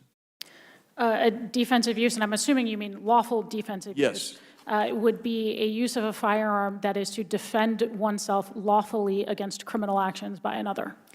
How often is lawful defensive use of firearms in this country? According to a 2013 report by the CDC, almost all, with very few exceptions, but the most rigorous studies, and almost all of them, show that it's somewhere between 500,000 and 3 million times a year. I think it's roughly, probably around an average of 1 million myself. Do you believe that firearm use for self-defense, defense of others, or for the protection of property saves lives? Yes, it objectively saves lives. Now, you were accused by someone who took out of context something you testified of in 2019 of effectively committing a crime and committing perjury before Congress. Would you please like to respond to that? Congressman, respectfully, and I appreciate the opportunity, but we've wasted enough time on political games today, and I'd like to get back to the merits of actually talking about solutions. Very good. Now, I'm going to go forward now, and Madam Chair, I'm going to submit, please, the following items for the record. The testimony of Stephen Williford before the Senate Judiciary Committee on May 25, 2021. Mr. Williford is a good guy with a gun who heroically confronted and stopped a mass shooter in Sutherland Springs, Texas. I also submit a 2019 study by John Lott of the Crime Research Prevention Center. His study examines data on the rate of shootings and accidents in schools that allow teachers to carry firearms, which found 0 cases of someone being wounded or killed from a shooting, let alone a public mass shooting at a school that allows teachers to carry firearms. And thirdly, an article by the Washington Examiner that the Buffalo shooter was an eco-socialist racist who hated Fox News and Ben Shapiro. With that, I yield back. Without objection, the gentleman yields back. The gentleman from Georgia, Mr. Johnson, is now recognized, and we have been called for votes, so after him, we will recess. Thank you, Madam Chair, for holding this hearing, and I'd like to thank the witnesses, particularly those on the first panel, for their testimony. I was very moved by what each of them had to say. Americans have grown weary, frustrated, and frightened by the ever-intensifying cascade of gun violence afflicting our country, and they are sick and tired of their elected leaders continuing to do nothing to address the carnage. The fact of the matter is that the gun lobby, led by the NRA and the gun manufacturers that fund it, exert great influence on politicians to support its policy, which is that the only way to stop a bad guy with a gun is a good guy with a gun. You know, I mean, if that holds true, then, you know, it just doesn't make sense in a civilized society. And I'd submit to you that every person with a gun makes us unsafe as opposed to more secure. Every stopping a bad guy with a good guy with a gun just has not worked. To allow the floodgates to remain open for gun dealers to flood our streets with weapons that are more powerful than what was available last week. That policy, Madam Chair, has been a deadly failure. And if we continue the unbridled flow of firearms flooding our nation's streets, we will continue to see rising rates of gun violence in America. No other country has a problem like the gun violence problem plaguing our country, and policymakers who stand in the way of doing something to address the problem should be ashamed of themselves, and they need to be voted out of office and replaced with leaders who are willing to stand up to the NRA and pass common sense gun reform laws. It's common sense to impose a ban on the manufacture and sale to the public of military assault weapons meant for use on the battlefield. It's common sense to mandate universal background checks by closing the gun show loophole. And it's common sense to raise the age to purchase all firearms from 18 to 21. But for some reason, my colleagues insist on doing nothing to reverse what is a tide of a failed policy. It allows greedy firearms manufacturers to maintain their ever-growing profits by flooding our streets with weapons of war. And they continue to ignore the impact of their inaction, hiding behind the Second Amendment as if it were the Bible.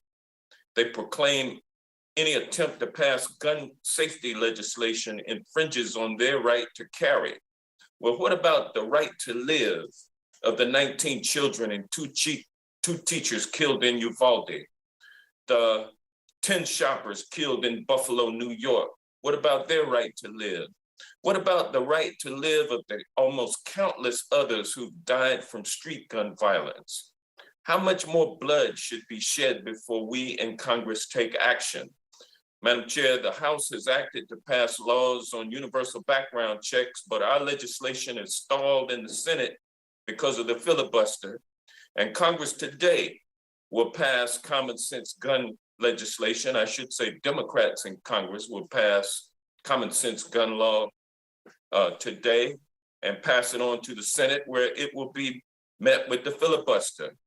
The overwhelming majority of Americans support the types of common sense gun safety reforms under consideration this week. And failure to act is unconscionable. Failure is an insult to the countless dead children and shattered families and communities. Failure is an insult to the people we are here to represent. And I join my colleagues in their fervent thoughts and prayers and beg my colleagues to match their thoughts and prayers with equally fervent action.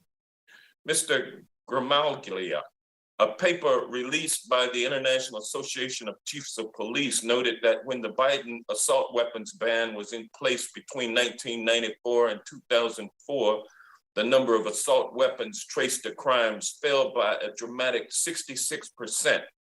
Since assault weapons are often used against police officers and the IACP is supportive of the assault weapons ban or the assault rifle ban, what message does it send when Republicans who loudly proclaim their support for law enforcement refuse to even discuss banning assault weapons? You know, my issue here is that we need to reduce the amount of bloodshed on our streets, and the damage that these weapons cause will lead to more bloodshed on the streets. It's more victims that are being struck, and it's something that needs to be banned. Thank you, and I yield back. Gentleman's time has expired. The gentleman from Florida, Mr. Donalds, is recognized for 5 minutes. Thank you, Madam Chair. And Madam Chair, also thank you for the indulgence before we have to go vote. Heard a lot today. Don't want to do too much speechifying because we do that too often here. Ms. Swearer, it's been referenced a lot today, actually, about the need for universal background checks and closing the quote-unquote gun show loophole. Can you actually explain in detail what that policy actually means? Sure. So universal background checks start with this general conception of what could be, at its core, legitimate. Right now, most gun sales, whether it's brick and mortar gun stores, whether it's bought over the internet, anything that occurs interstate, those require a background check under existing law. The only exception is for intrastate sales between private sellers, and that is largely because they do not have access to the NICS system. They cannot, like FFLs, call up the FBI and say, hey, can you run a background check? Now, could that theoretically be a way that intrastate sale for individuals who are otherwise prohibited to obtain firearms? Sure. As I point out, the problems with H.R. 8 and all of those other bills is that this is a low-reward endeavor. This is already not how most criminals are obtaining their firearms. They are already obtaining them through the black market, through informal channels that are not in any way, shape, or form addressed by intrastate private sales. And on top of that, things like H.R. 8 would criminalize a whole host of responsible temporary low-risk transfers between law-abiding citizens, like if your buddy wants to borrow your hunting rifle, or you're going on a month-long trip to Europe and you want your guns to be secured in your friend's safe next door, you'd have to go through a background check, legally transfer title of your guns to that individual, and then legally transfer title back to yourself when you're done. That's the problem. So, Ms. Swearer, real quick. So the policy of universal background checks, would that have stopped the shooter in Uvalde from acquiring his weapon? It would not have stopped the shooter in Uvalde. Would it have stopped the shooter in Parkland from acquiring his weapon? It would not have stopped, with perhaps one lone exception, a single mass public shooter in the last 20 years, because they all either passed or were capable of passing background checks, and that's the problem. The shooter in Sandy Hook,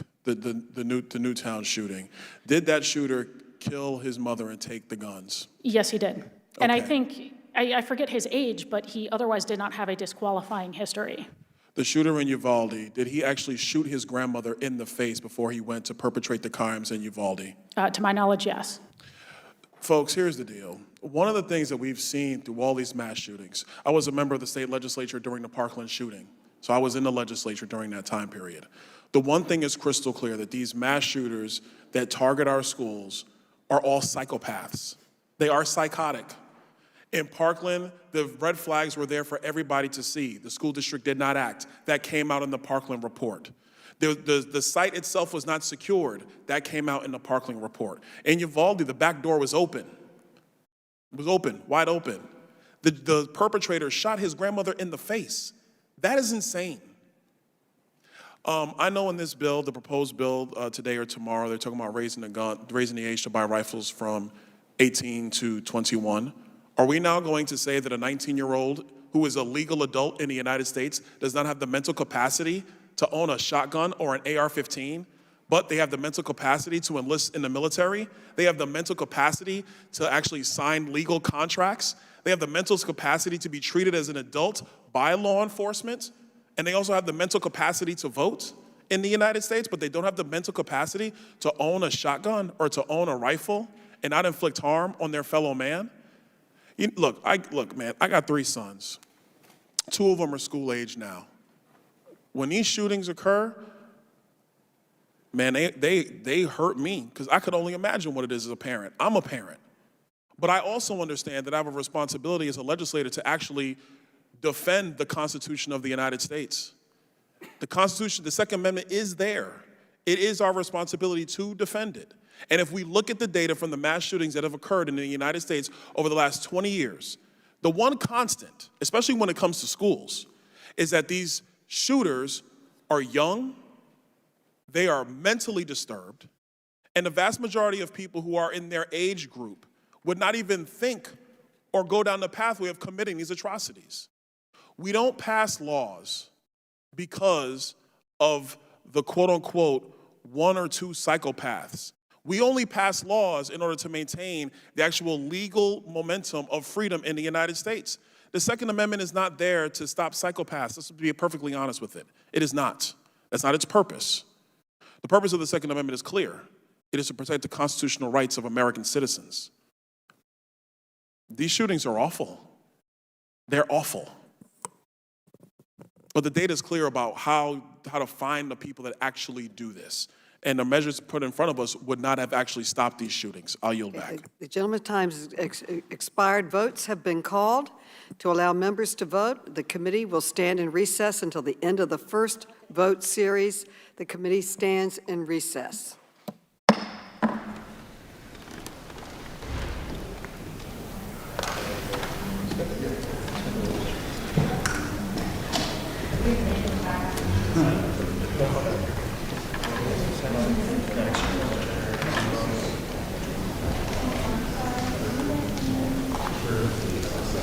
Don't listen to me.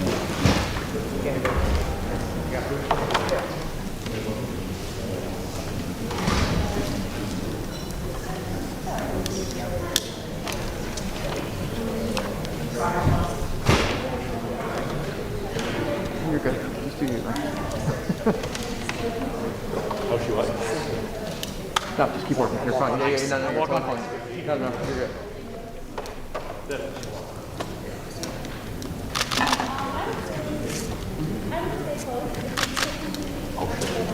Did Adam speak on that? Yeah.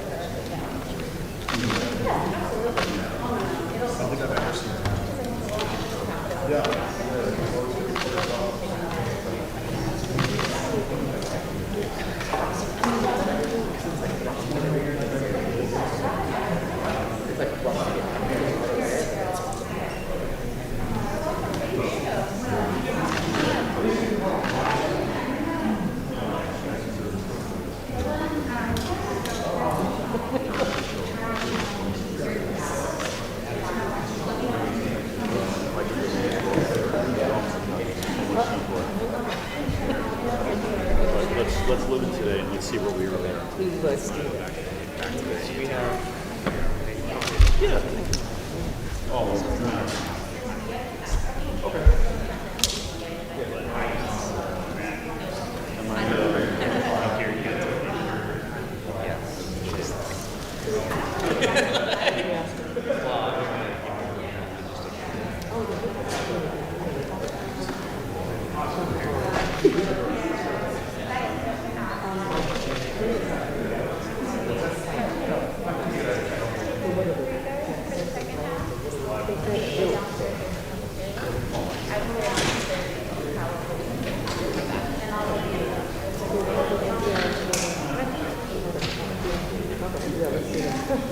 But if you do want to get No, I don't know. We'll be on the phone. We have to.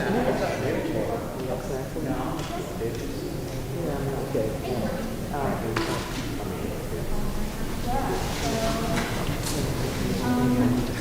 The projector.